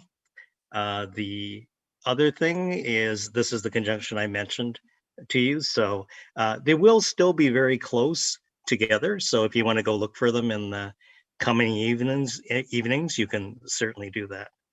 So so the other thing I would mention, I don't have it in this slide set, but I think I mentioned the visual of this asterism called the Summer Triangle. And that's where our story starts tonight with EAA as well. There's some very interesting regions in that Summer Triangle. And tonight we're going to look at some images that are focused around certain corners of the triangle. And I'll mention which one that is when we get into that. So we can probably very easily kind of slip into the electronically assisted astronomy portion of this program. And what I'll do is we are actually calling this episode, it's sort of like nebulosity in the universe, from star formation to supernovas. So we're going to see some evidence of these pieces, just more explanations of events that go on or things that have been happening in the universe. So I think we're probably going to start off with Jonathan. Jonathan is a UVic student who is one of the facilitators up at UVic Open House on Wednesday nights. So a plug for that. They meet on 7:30 on Wednesday nights, and they always have some really interesting programs and sometimes even game shows, which I fail miserably at. But Laurie seems to be doing quite well. So, so anyways, Jonathan is here with us tonight, and he's hopefully, I'm going to stop my share and have him sort of lead with just an introduction on nebula. And then I also have with us tonight, I have David Payne and Brock Johnson, who have kindly have allowed us to use some of their imagery. And actually, Jonathan is an astrophotographer as well. So we're going to see all three of these fellows' images tonight. And I don't know if Steve's left the environment yet, but maybe he might want to jump in and sort of make some comments as well. So take it away, Jonathan. All right, for sure. I have a short presentation that I prepared to sort of, get my introduction rolling.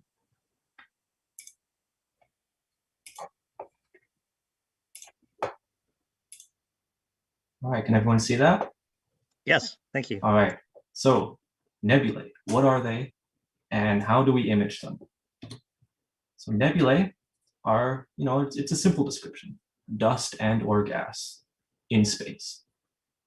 Historically, galaxies were also considered nebulae because it was just a word they used for any diffuse object in the night sky. But, around the 1920s when Edwin Hubble started showing that galaxies were actually really far away and moving away from us really fast, we sort of decided that we needed different words to describe these two things. So galaxies became galaxies and the rest stayed nebulae. But what types of nebulae can we see in the night sky? Well, based on the way that we can detect their light, there are three main ways that we can classify nebulae. There are emission nebulae, absorption, and reflection. So emission nebulae, they emit their own light because they're composed of gases that have been ionized by ultraviolet radiation. And during these electron transitions and stuff like that, these atoms emit their own light, and that light travels to us here on Earth. Reflection nebulae do not emit any light of their own. They're usually illuminated by stars around them or other sources of light. And absorption nebulae, or dark nebulae, they kind of have the opposite. They work in the opposite sort of way. They block light from things that are behind them. And in this image here that I have of the Trifid Nebula, we can see examples of all three types. The pink portion is composed of ionized hydrogen, and it's an emission nebula. It emits its own light. The blue, sort of in the background here, is being lit up by the stars in the region, and that's the reflection nebula. And then the dark filamentary lines here are composed of dust, and they are absorbing and blocking light from other sources. So that's sort of how we can classify them based on how we see them. But that doesn't really tell us anything about what they do or how they formed or what they are really. So there are a few other ways you can classify nebulae, and one such way is star-forming regions. And these are basically regions usually composed of ionized hydrogen or, a non-ionized hydrogen, molecular hydrogen, where stars are being formed, or where they may start forming in the future. And the Trifid Nebula, which we just saw, is one such region, but so are each of the bright red spots in this image of the Whirlpool galaxy. So we can even see these regions in other galaxies, not just in our own galaxy. Planetary nebulae are another type of nebulae. They have nothing to do with planets at all. It's an unfortunate association that's sort of a holdover from when they were discovered, because in old telescopes, the astronomers thought they looked like disks, kind of like planets do. When you look at a planet, you can see, the disk. Unfortunately, we realized later that they have nothing to do with planets. They are actually the remnants of smaller stars after they die. When a star, roughly the size of our sun to about 8 solar masses, ends its life, it starts shedding the outer layers of its atmosphere. And then those gases begin to disperse. And then the white dwarf in the middle that's left behind emits ultraviolet radiation, ionizes all this gas, and turns it into an emission nebula. And there's quite a bit of interesting structure that can form in these nebulae, which I think we don't fully understand exactly all the details of why they form in these particular structures, but they look quite pretty.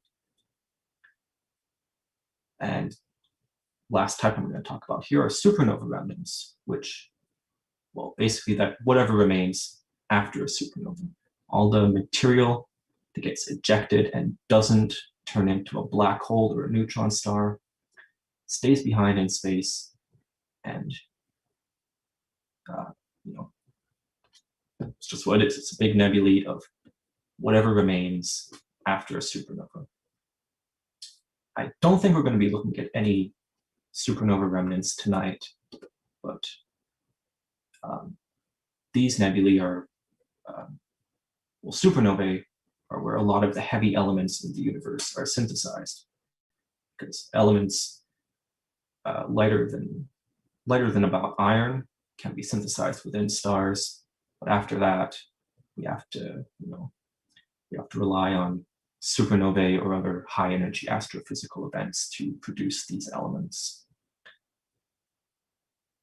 Okay, so that's what they are, and how do we image them, and how do we make them look pretty and get to see all these fine details in them? One excellent way of doing that is to use narrowband imaging. And I believe all the images we're going to be looking at tonight are narrowband images. Basically what that is we use filters which only allow certain wavelengths of light to pass through them. And if those wavelengths match the wavelength of light emitted by ionized hydrogen, for instance, then when we put that in front of our camera, we can get a really clear view of all the hydrogen, the ionized hydrogen in a nebula. And if we do the same thing for other elements like oxygen and sulfur, then we can get a whole bunch of different images that highlight slightly different structures in the same object. And then we can combine them all together and say, okay, well, let's make the hydrogen image green, the sulfur can be red, the oxygen can be blue. Let's combine them all into one image, and the result is the color image that we see here. And on the left here is a picture of the camera that I use to image, well, basically everything nowadays. And the filter wheel where I keep all my different filters, so I can, highlight all these different types of structures in nebulae. And I think that concludes what I have prepared for that, and we can move into the next portion. Yeah, thanks, Jonathan. And I've got kind of a stack of images that we can probably go through. And since you started off with star formation, and Steve talked about star formation, I think we're probably going to start off with M42. So let's just going to share my screen here.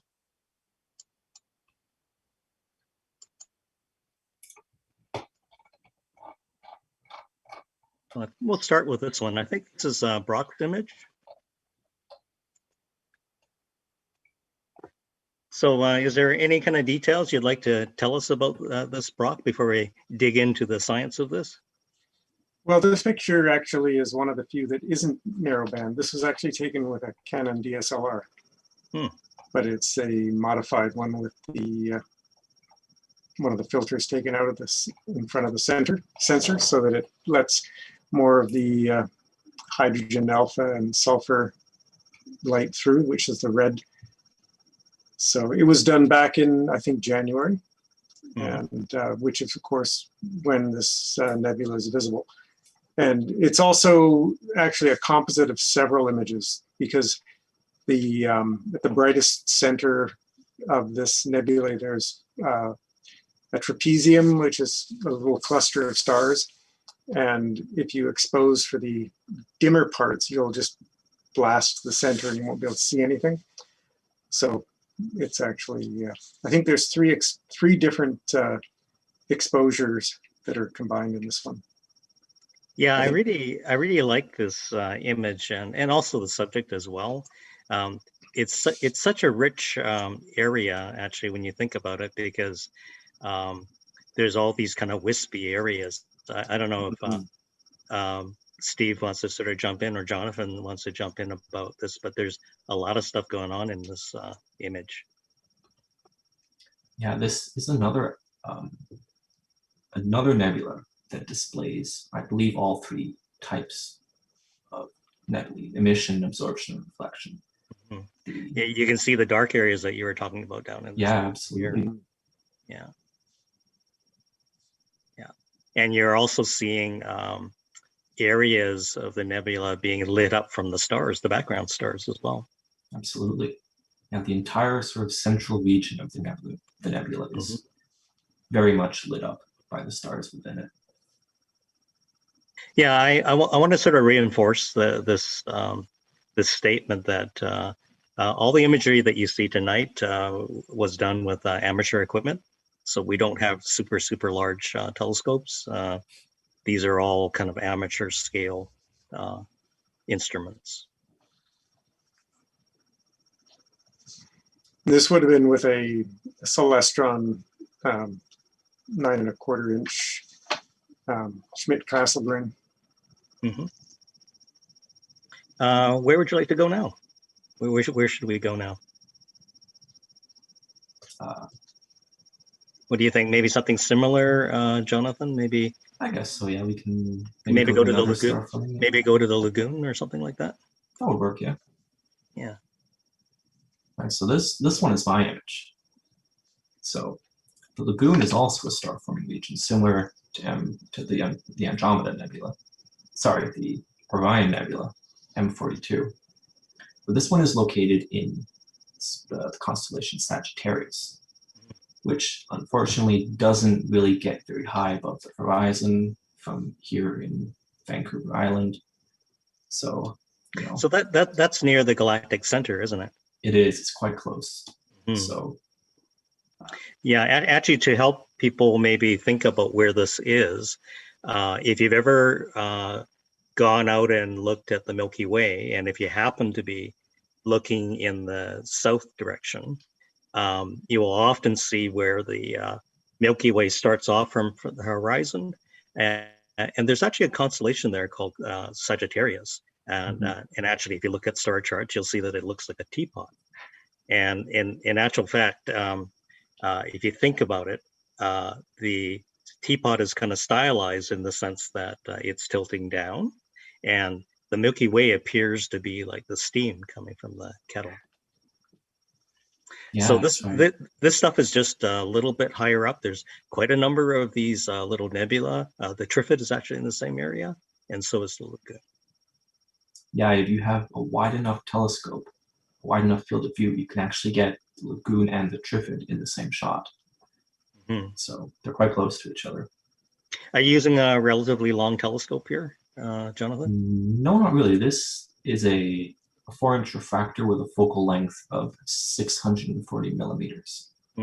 So that's actually quite wide field. Pretty wide. For some people, that's quite wide field.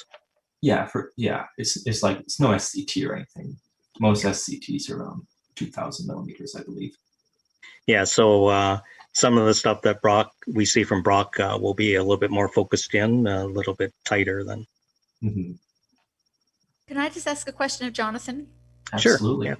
Yeah. Jonathan, like on both sides of that image, there are the waves that are kind of going in and out. I mean, like really true waves of material. Is that from the shock waves kind of coming out from the center? Is it and why is it in that way? In that formation? I believe that would be the ionization front of the gas. So the stars in the middle are radiating onto the gas surrounding it, ionizing the hydrogen, and that's how we're seeing this nebula. So I guess some of it is being lit up by the stars, just reflection nebula. So Jonathan, do you know? I don't know the full history of this object, but there appears to be like a concentration of stars here in the central area, and that may account for the brightness here. I'm not quite sure. I believe so. Yeah, I think that those stars are associated with the surrounding nebulosity. They were probably formed there. Yeah, I actually just mentioned in the chat, but sorry, Steve here. The lagoon and Orion are the only two star-forming regions visible to the eye. There's an ionization front there, and because there's hot O stars that are creating this ionization throughout the entire nebula. And in fact, we can see similar structures in Orion that are heated up by the trapezium cluster that formed out of that parent cloud as well. So it's a really cool interplay where some of these stars are actually associated with the nebular gas itself and creating that ionization and creating these waves and ruffled edges. Yeah, Steve, this center here in the lagoon is kind of echoing the trapezium area in the M42. Beautiful, isn't it? It looks like our theory works. We'll see. I'm glad we can support your theories. As well, the ruffled edges of that ionization front that you see, sort of that darker red with the almost black like petals coming inwards. Those are caused by the ionization front taking longer to blast through the clumps of gas surrounding other star-forming regions. So these big bright O stars have blasted off the gas from the nearby stars, but there's clumps where there may be like 5 or 10 smaller stars forming together in a denser patch. And I'm not sure about the Lagoon Nebula, but I know the Orion Nebula, sorry, Cats.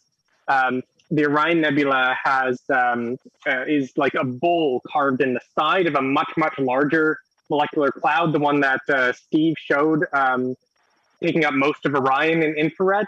The Orion Nebula is just like one tiny part that's been blasted out. Bit of a gross image, but almost like a pimple popping on the side of this cloud, leaving behind a bowl-shaped cavity. And what you're seeing around the edge is that dark gas that's lit up by this O star, but around it is still a huge amount of gas that's forming stars as well. You can only see the part of it that's directly lit up and being eroded away. Yeah, this is the trapezium area right here, actually. Mm-hmm. It really shows you how bright those O stars are and how big of an influence they can have on the region around them. Yeah, those dark intrusions look a lot like in fluid displacement theory. They look like viscous fingers. So when you've got flow of something that's more mobile into something that's less mobile, it will tend to finger through. And this is the same effect that causes the Pillars of Creation and the Mystic Mountain. They're both like close-up versions of these sort of dark globs, these dark fingers. In the Pillars of Creation, you have some dense clumps that are shielding the columns of gas behind them from this wind from the big bright stars in the cluster. Yeah. So Dave, are you saying that you see elements of fluid dynamics in what you see here, or? Absolutely. Interesting.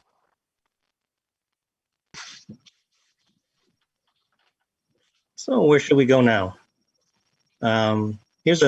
Actually, I'd like to know a little bit more about this one. This is actually one of Dave Payne's pictures. This is the California Nebula.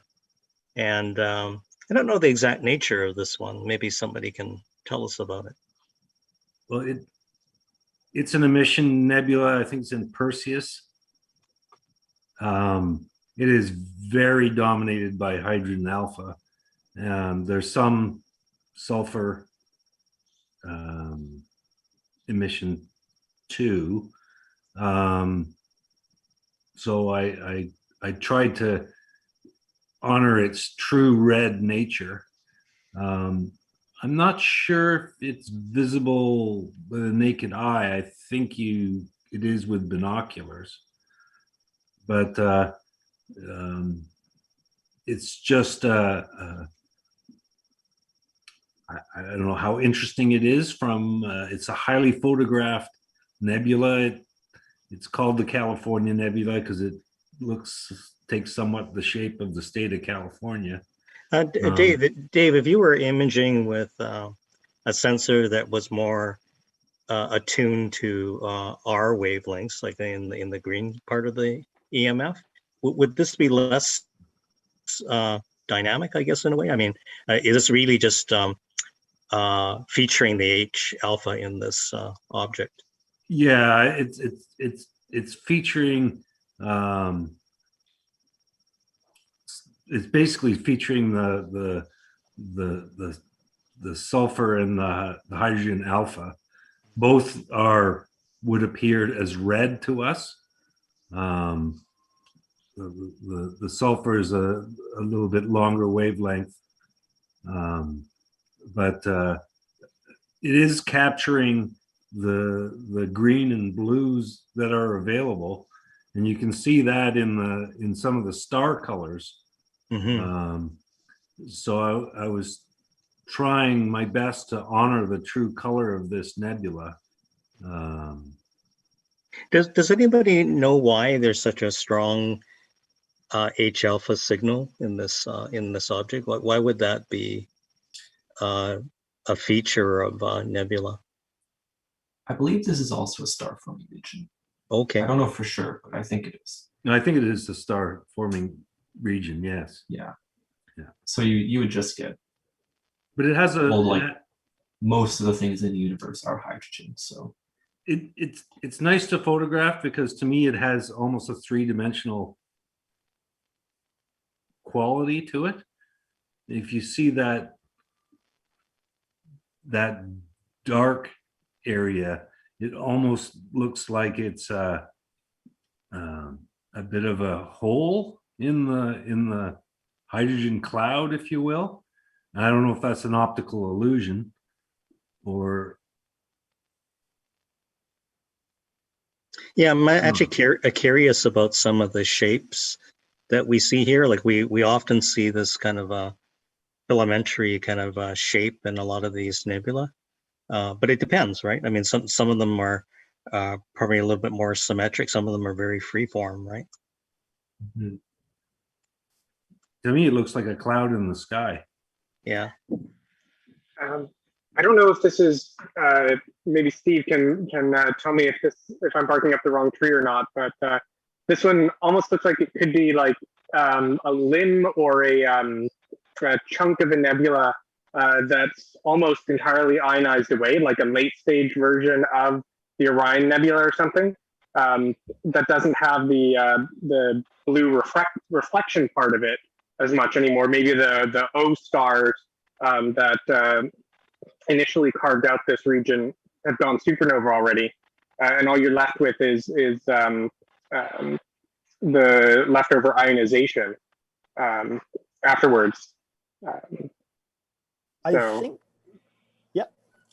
think that you are barking up a very correct tree there. The ionization that's caused by stars that are forming, especially big stars, right, will cause a lot of that H alpha or that hydrogen alpha bomber series stuff. Yeah.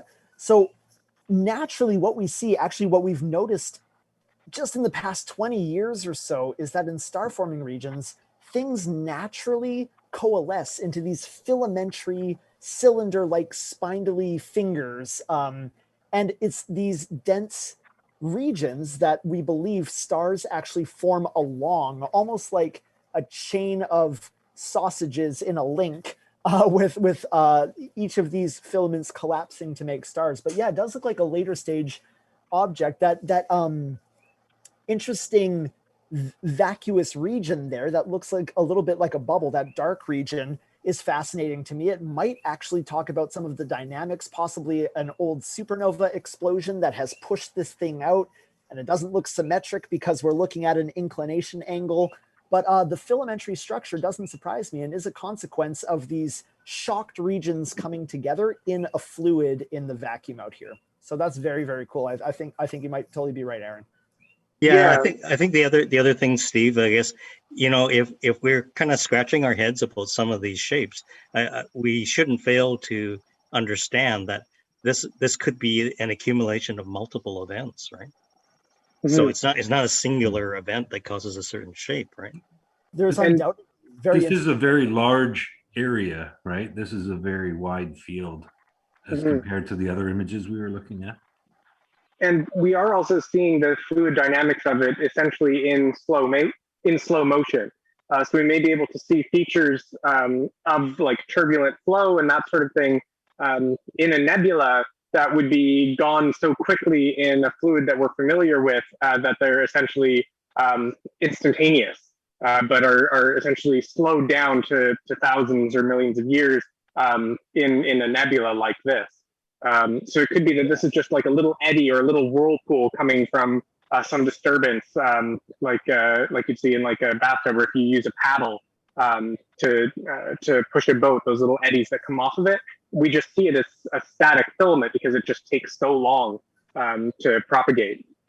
Absolutely. Yeah. When we look at the energetics of these regions, actually, one of the biggest questions that we are trying to answer in nebulae like this are what is more important in the collapse of material.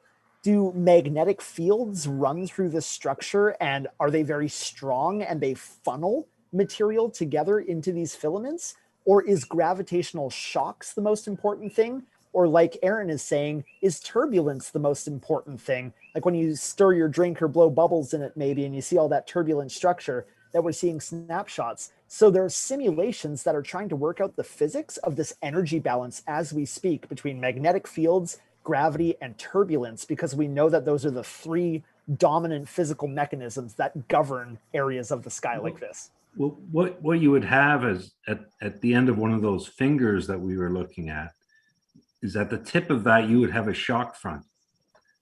So you would have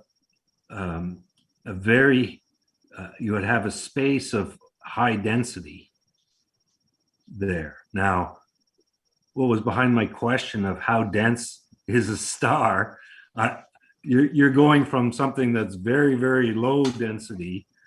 Even if you increase that several orders of magnitude, you're still at a pretty low density. So at some point, gravity has to take over, I think. Yeah. For the record, the number 10 to the 4 that I came up with was correct, but it's in atoms per centimeters cubed, not in grams per centimeters cubed. That's the difference. Yeah. But yeah, certainly the scale will definitely matter when material is infalling on itself. What governs the original collisions and forms these shock fronts in the first place? And those dynamics are on larger environments. Then when we get really dense along these filaments, then gravity will be dominant. Yeah. Yeah, and I think just to clarify, when you were asking before, were you asking like if you get like such a snap of a shock front at the end of one of these filaments that you get fusion just from that, or if like one of these filaments would create a dense enough region that you get stars forming at the end of it? No, my point was, yeah, even if you had one of these shock fronts, you had several orders of magnitude increase in density, which you could imagine. It still wouldn't come close to the density required to create. No, nowhere near. But one of those filament shock fronts could be like one of the could create one of those over densities that eventually collapses to form a star. Exactly, it could be the nucleation point, or yeah. If you're interested in curing insomnia, I can also send you my thesis where I have some of the math after. If you're having trouble sleeping, you want to do some of these equations too, you can find it online. It covers some of this actually. That's great. I might take you up on that. I'll read yours if you read mine. Perfect. In the chat. We'll do an exchange. That sounds great. All right. Well, I didn't think we could get so much out of this of these images, but yeah, there's a lot of stuff in these images. Actually, I'd like to pop over to some planetaries for a while here. Jonathan mentioned planetaries, and let's start off with the Helix first. This is one of Jonathan's. Yeah, this one was taken last August, so August 2020. It's not a lot of data, so it's a bit grainy, but it just looks so pretty that it quickly became one of my favorites. I'm looking forward to being able to image it again, hopefully soon. So, Jonathan, are we seeing a dwarf in the middle someplace, or? I believe so, yeah. I think the star right in the middle of the bluish-greenish region is the white maybe this dwarf. guy here? Yeah. Yeah, which is the remnant of the star that this planetary nebula used to be a part of. So my understanding is this is what can happen to a star if it collapses on itself. So it becomes extremely compressed, and that's what the dwarf is. Not exactly. Oh, okay. How does it work, Jonathan? Well, basically, when this. Oh, we just lost you, Jonathan. We just lost your audio. Yeah, good. I don't know Thank how you. that So happened. sorry, that was me. I clicked the wrong button.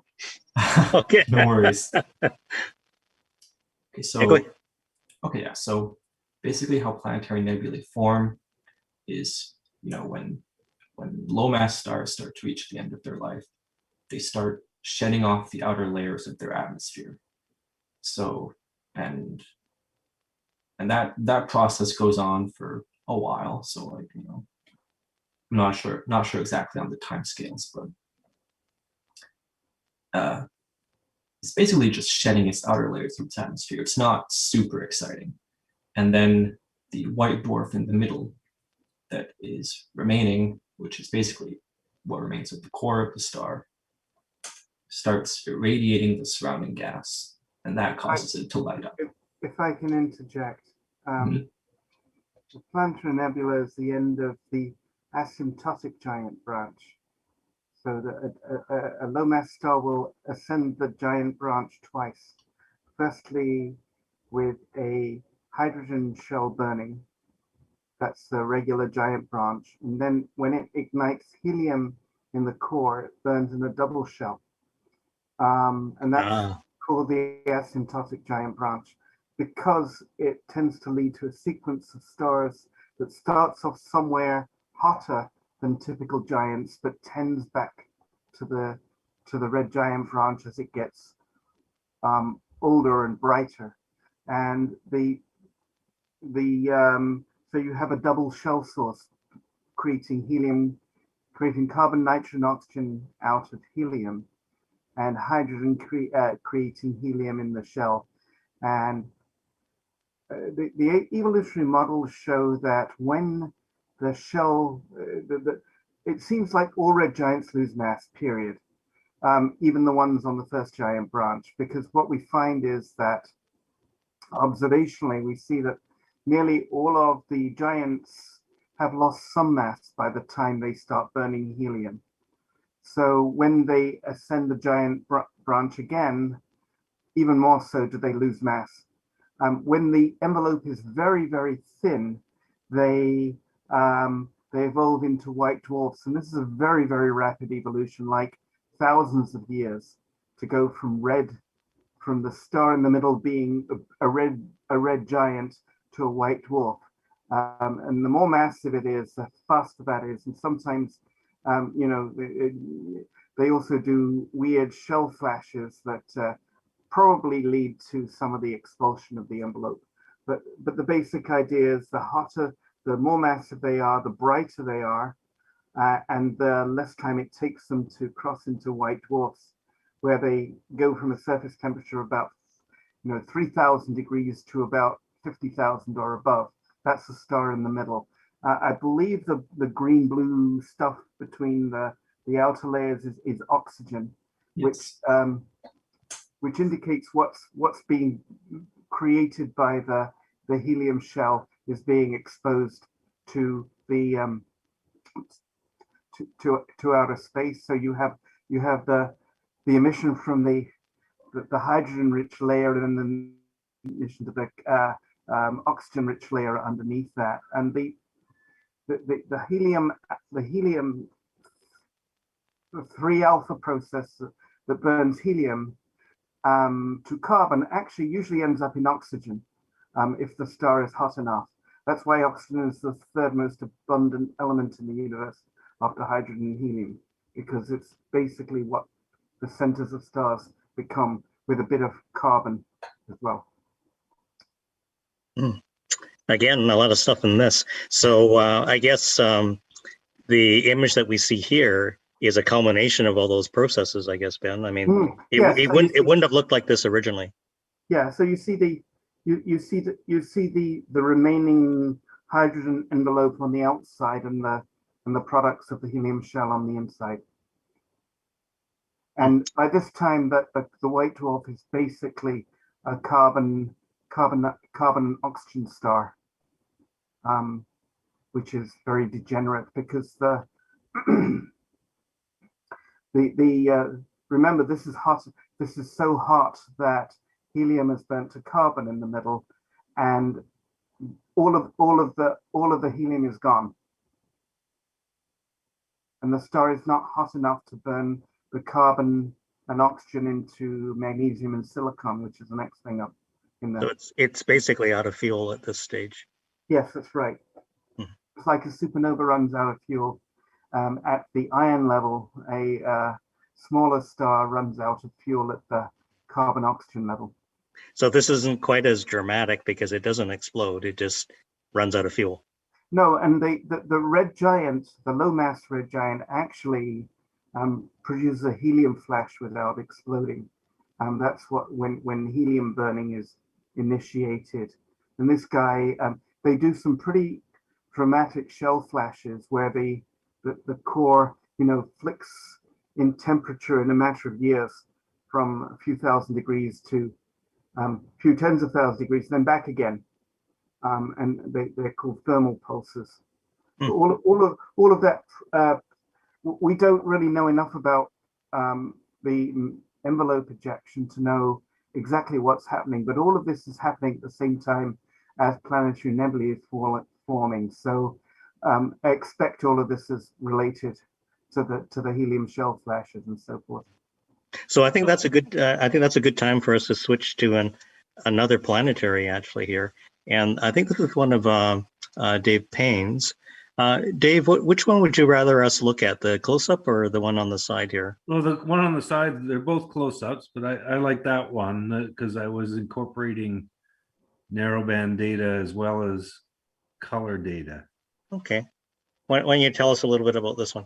So it's an interesting exercise in trying to process these images, because in the upper right, you can see faintly a galaxy is there.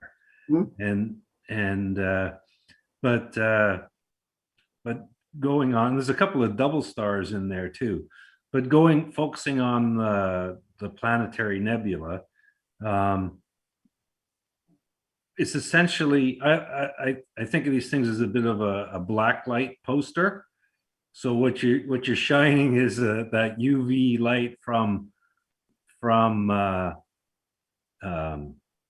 the dwarf star in the center, which you can't see the UV light, but it's very hot and very energetic and hitting the various layers of gases that have been expelled by the red giant, and lighting up in the visible spectrum.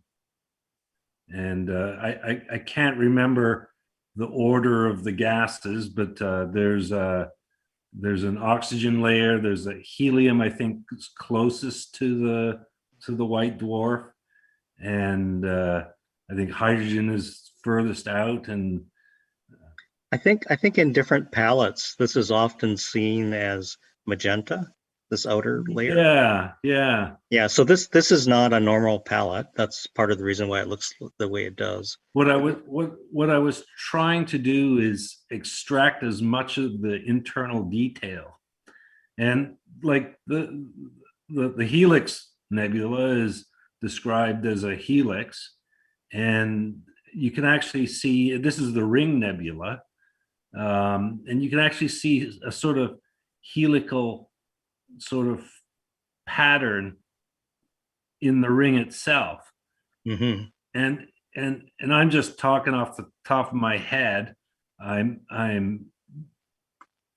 don't really have a scientific basis behind this, but what I imagine is if the gas was being emitted by the star in an uneven, if it was jetting on one side rather than another side, you can see this jet sort of rotating around the white dwarf, just like you if you let go of a balloon,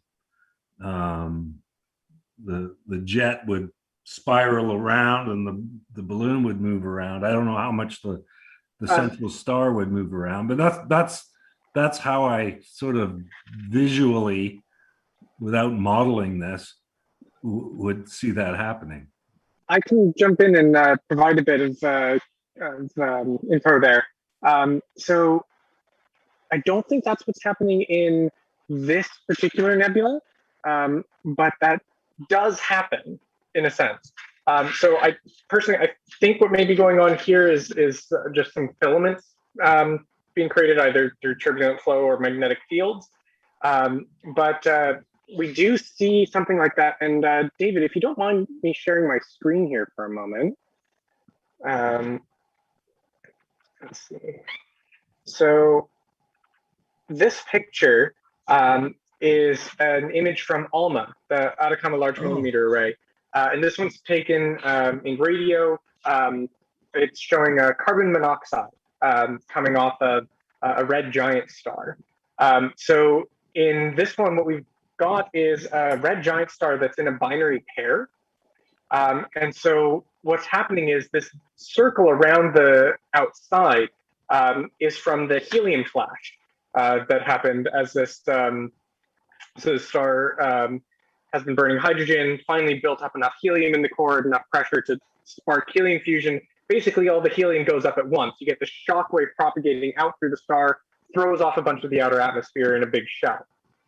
Then you get pulsations of alternating sort of helium and hydrogen burning dominance that throws off puffs of the outer star. So while the initial helium flash was enough to send out gas in all directions, the later puffs have been shaped by the binary companion, such that most of the gas that's being thrown off in the direction of the binary companion essentially gets scooped up by it, and only the stuff that's going away from the binary companion is able to propagate out. And so you get this spiral effect happening in the pulsation, from the gas pulsations of this red giant star. So this would be like the very, very earliest stages of something like the Ring Nebula or Helix Nebula. I don't know if those two have binary companions. As far as I know, they don't. But I also don't know how much like a close-in planet or something might also shape these flows in a way that may not be obvious early on, but may show up as the gas spreads out further, and those little inconsistencies have time to propagate in terms of magnetic fields and that sort of thing. One big difference is these ones are discontinuous, right? So they come and go. They are, yeah. But if you look at the nebula, you can trace the entire helical structure as one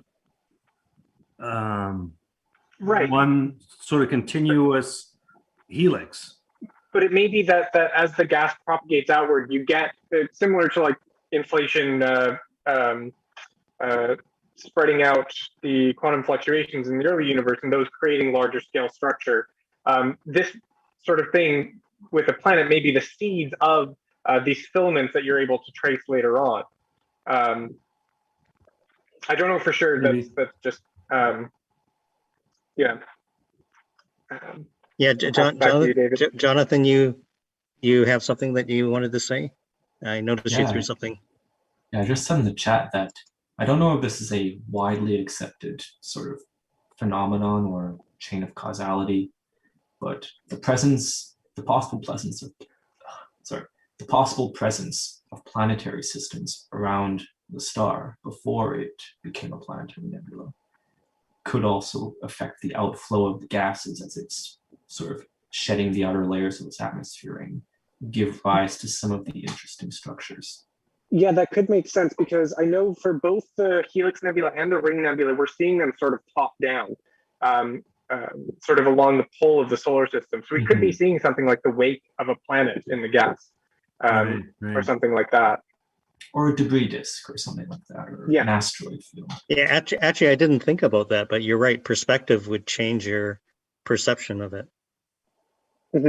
But both the Ring and the Helix Nebula are have pretty strongly biased outflows along the plane, along the equator, and we're seeing them roughly from the top. The Ring Nebula we're seeing pretty much straight down the top. The Helix is tilted by about 30 degrees. Right. So it would be possible to, like, if planets are having an effect, that's where you'd expect to see them. Well, one way you could think of this is you're actually looking at a sphere, which is tenuous in front of you and thick on the edges. So you could think of it like that. It's most likely that what you're looking at. So I think it's described as a torus, actually. So you're looking at a donut. Yeah, it's a little difficult to tell, though. In the case of the Ring and the Helix specifically, they do have quite a large amount of equatorial flow that we're seeing. In the case of like the Snowball Nebula, you're absolutely right. But the Ring and Helix are special cases in this regard. It's interesting to know what the scale of our Sculpturus is compared to these, compared to planetaries, because it's right that it looks like if that really is the end of the giant branch, then that would be the phase that preceded the production of a planetary nebula. Steve, you had something you wanted to pop in with? Oh, I just wanted to, a couple of things. First, these are amazing images, and thank you so much for sharing them. The other thing is the Ring Planetary Nebula is one of my favorite systems in the whole universe. There's a couple of interesting things that weren't highlighted yet, and the scale is actually a really interesting question, because the Ring Nebula is about a light year across, and we know that these layers are expanding at about 100,000 kilometers per hour or so. So there's something very tenuous and beautiful about seeing this, because it means that the layers got out to where they are in about 10,000 years or 12,000 years. In astronomy times, that's really not long, right? In another 10,000 years, it'll probably be too far dispersed. So we're talking about when civilizations were already starting on the Earth, they wouldn't have seen this. This is something that has actually changed over a very short period of time. And the coloration that you see here is the forbidden lines of oxygen in the green and blue. It was really fun. If people have touched on it before, but there's a whole bunch of these spectroscopic lines that we were seeing we thought were impossible to be produced by the elements that we knew. So we actually invented a new fake chemical element that doesn't exist called nebulium, I believe, because it was some mystical element thought to exist in nebulae. But it just turns out that oxygen turns this color and shows off these very beautiful lines in conditions that we cannot recreate on Earth, in extremely vacuous physical conditions where you only have a few atoms in a cubic centimeter. So it's very interesting to see. Yeah. So Steve, you're saying that our experience on Earth colors our view of what happens out there, and it doesn't have to happen the same way. It's very interesting. Because when we study elements here on the Earth, there are certain physical conditions that we expect, an atmosphere of pressure, regular temperatures to keep humans alive. But none of this stuff needs to matter in space, right? So oxygen and other elements behave in ways that were actually called, quote unquote, forbidden before, because we didn't think that oxygen could put out these lines. So observations like this actually taught us a lot about chemistry, not just about astronomy, and it shows us a very interesting crossover between the sciences.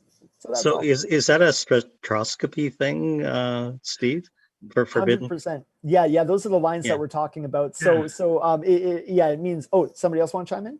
Oh, just that it's not a normal. Forbidden is a strong word, but it's not a normal quantum emission for oxygen. That's right. Yeah, it's got to it sort of cheats because it's got to get rid of this energy somehow. Yeah, that's right. So yeah, in my living room, this is forbidden, but in space, this is not forbidden. That's exactly right. Yeah. And it may seem kind of weird for scientists to just sort of like make up a new element to explain something they're seeing, but it's not actually that crazy, because helium was first discovered in spectral lines in the sun that were unexplained by any element here on Earth. And that one did turn out to be real. So using that as a hypothesis for something like seeing new spectral lines in a nebula isn't that crazy a leap. It just turned out to be wrong in this case, but that's why we keep doing science. And then it was discovered in balloons. Yes. And the sulfur you see also is a forbidden. To Steve's point, though, these things really do evolve that rapidly. You know, within order of 1,000 to 10,000 years. So that's in accordance with what we know about what happens during helium thermal pulses. Okay, I think we're coming near the end, so I think we're going to head to that region I mentioned when I mentioned the Summer Triangle.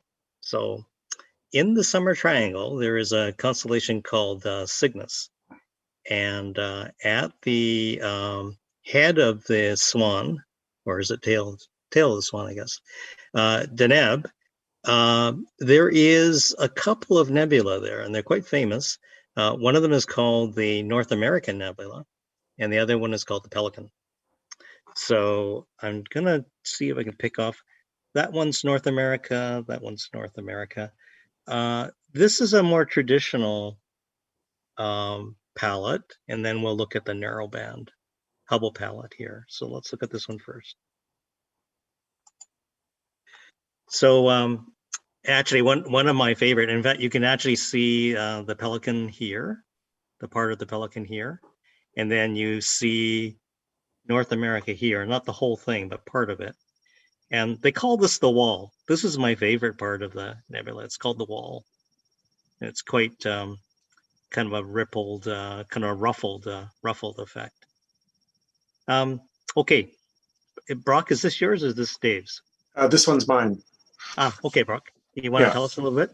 Yeah, sure. Well, I framed this one up. I wanted to capture that dark nebula sort of in the middle there, because I thought it was an interesting thing. And also I really like what I think you're calling the wall. There's that really intense region there with those billowing, very striking appearing clouds of gas there. And then you also have the Pelican.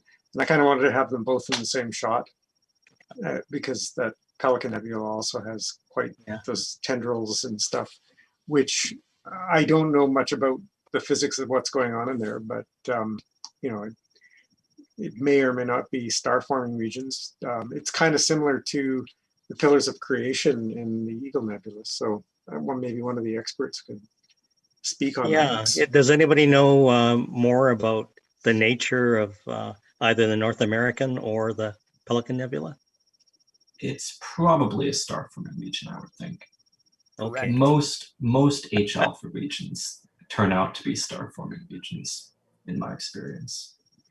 Yeah, I actually have a program going on at the James Clerk Maxwell Telescope right now that's climbing up that eastern coastline that you see, eastern from geography, western from space. But what you see going up there, that really dense, thick region coming up right next to the wall on the other side, the James Clerk Maxwell Telescope detects that dense dust there, and we certainly believe it to be forming stars. But I don't have all my data in yet, but it's interesting enough for us to use some telescope time to see it.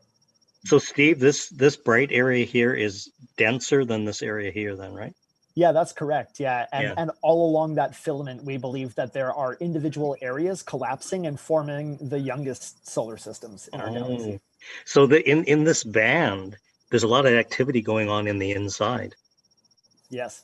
Yeah. Okay. Yeah, quite a lot. So the James Clerk Maxwell Telescope maybe takes it has a field of view where about 4 or 5 circular snapshots could work its way right up that dense ridge. And that's a side project of mine currently that I'm working on because I'm particularly interested in these regions for their star forming qualities. So just a question for you. To get the densities that you need, it's got to be low temperature, right? Yes.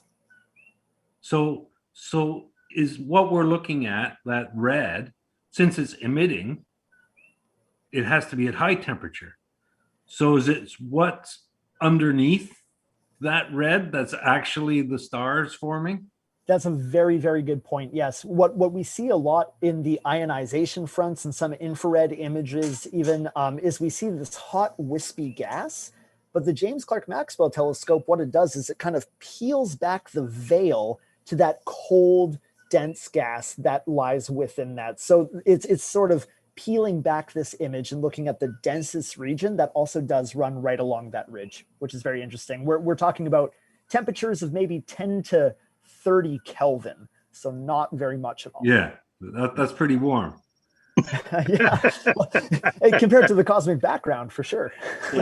Yeah, I think that we have you're to looking for something that's 4 Kelvin or something like that, aren't you?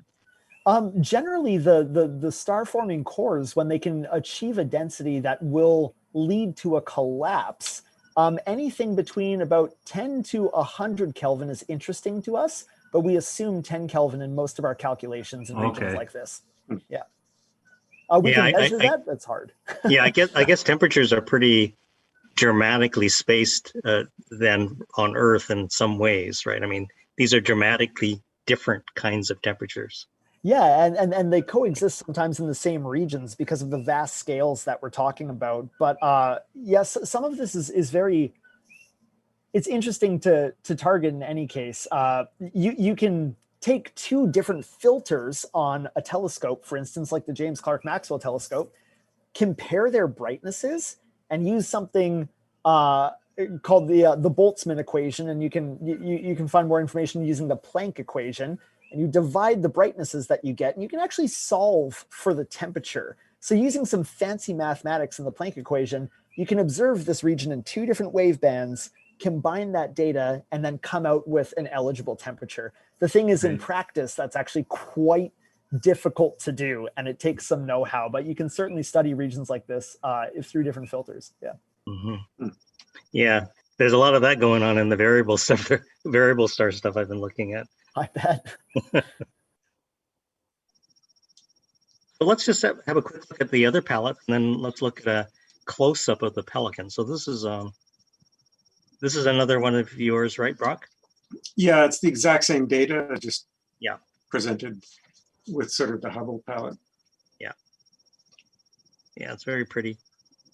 Yeah, it's amazing how when you use different wavelengths, how you reinforce different structure, or you see structure demonstrated in a different way. It is. I love that dark nebula there. That's it is interesting. You often don't focus on that, and then you realize that just because it's dark doesn't mean there's nothing there, right? I mean, I guess that's the mystery of space. Just because you don't see anything there doesn't mean there isn't something there. Just something you can't see. What, like part of your brain kind of almost thinks you're looking through at the background that's dark, but it's actually not, I don't think, because the density of stars in behind that is really high because it's the Milky Way. So it's just basically opaque. Yeah, if you compare the density of stars on the left-hand side of the image with what you see in that dark area. Yeah, realize that it's opaque. Yeah, this whole area I photographed wide field, even wider than this. Yeah. And I often wondered whether there was something wrong with the image. Could I would see these really rich, dense star areas, and all of a sudden it was just fell right off. Like it was just and I never could understand what that was. Like I thought it was maybe something about the processing, but I guess it's real stuff. It's dust. Yeah, that's the thing. We actually call some of these regions infrared dark clouds because they block out some of the starlight in behind. But one of my favorite things about studying space is using other people's data. For instance, there's the Planck satellite or the COBE satellite or the WMAP satellite. And these things are looking at large-scale galaxies and galaxy clusters far, far away to understand the universe on its largest scales. So they have to look through a lot of the Milky Way to do that. And what they do is they spend an enormous amount of time modeling and removing all of the dust from their images as best as they can and throwing it away. And the irony is that they're throwing away what I've dedicated more than a decade of my life to studying as the garbage in their images. I can tell this bothers you, Steve. This well, I just say it's, one man's trash is another man's treasure. So it is nice that we are able to share some of this foreground image. Yeah. Okay, so let's just have another quick look. I think we don't really have a lot of time, so let's just cycle through. Now, I think these ones are yours, right, Jonathan? That's right. Yeah. Yeah, these, similar to a block, I have the same exact data, but I just combined the color channels differently to see how they would turn out. This one is hydrogen mapped to red and oxygen mapped to both blue and green. So this is part of the Pelican, right? That's right. That's the Pelican. Yeah. Although, if you ask me, it looks a bit more like a pterodactyl than a pelican. Yeah, it is quite a. Actually, this is kind of neat. I'm just going to cycle. That's a neat one. Yeah, I like that second one. Yeah. Yeah, that's interesting. What are we seeing here? Well, What's so unique about that?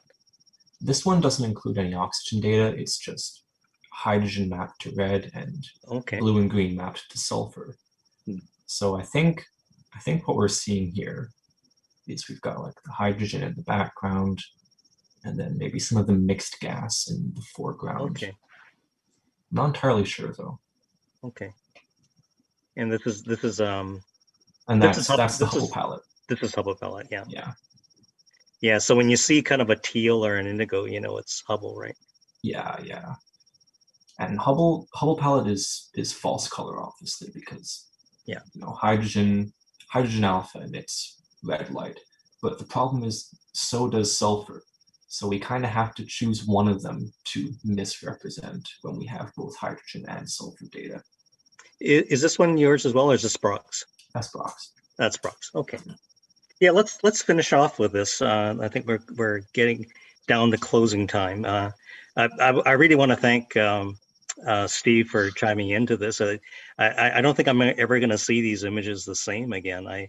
Every time I hear people talk about imagery, it just kind of adds more to the image that I see, and I think that's part of the richness of these narrations. And I really love the few episodes that we've actually done, and I'm really looking forward to when it gets a little bit darker. So we're going to get a chance to see the buildup of some of these images as we get later on into the summer. But yeah, thanks again, Steve. That was great of you to sort of chime in and jump in and do some narration.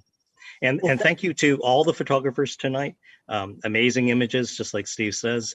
Yeah, it's just great stuff. You certainly kind of enrich my understanding of these things by the work that you do.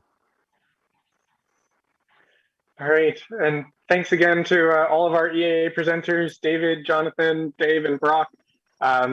thanks again to Steve for your wonderful presentation and for sticking around to help out through the rest of the show. Thanks to Calvin, our tech lead, and Amy for managing the YouTubes. Thanks to Chris and Jonathan again for Ask an Astronomer. And thank you all for joining us this evening. Just a quick reminder, if you're watching us on YouTube, please like and subscribe. That really helped us out. Follow us on all the social media at FriendsDAO, and for any more information and to find out how to donate, become a member, check out centeroftheuniverse.org. Lori, do you have something to say as we end?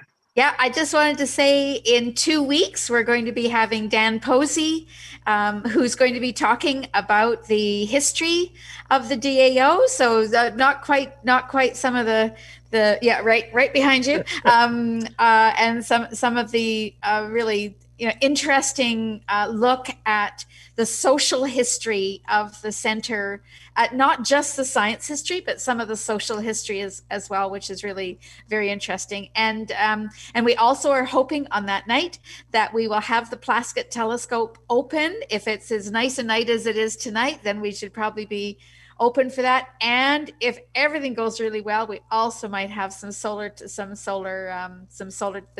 telescope up and working as well. So lots to look forward to, and we hope to see you in 2 weeks. Thank you. Fantastic preview. Thank you all for joining us again, and we hope to see you again in 2 weeks. All of our previous, or many of our previous star parties are available on YouTube as well. So if you get bored in the intervening time, please check out those as well. Have a great night, everyone. Thanks, everyone. Good night.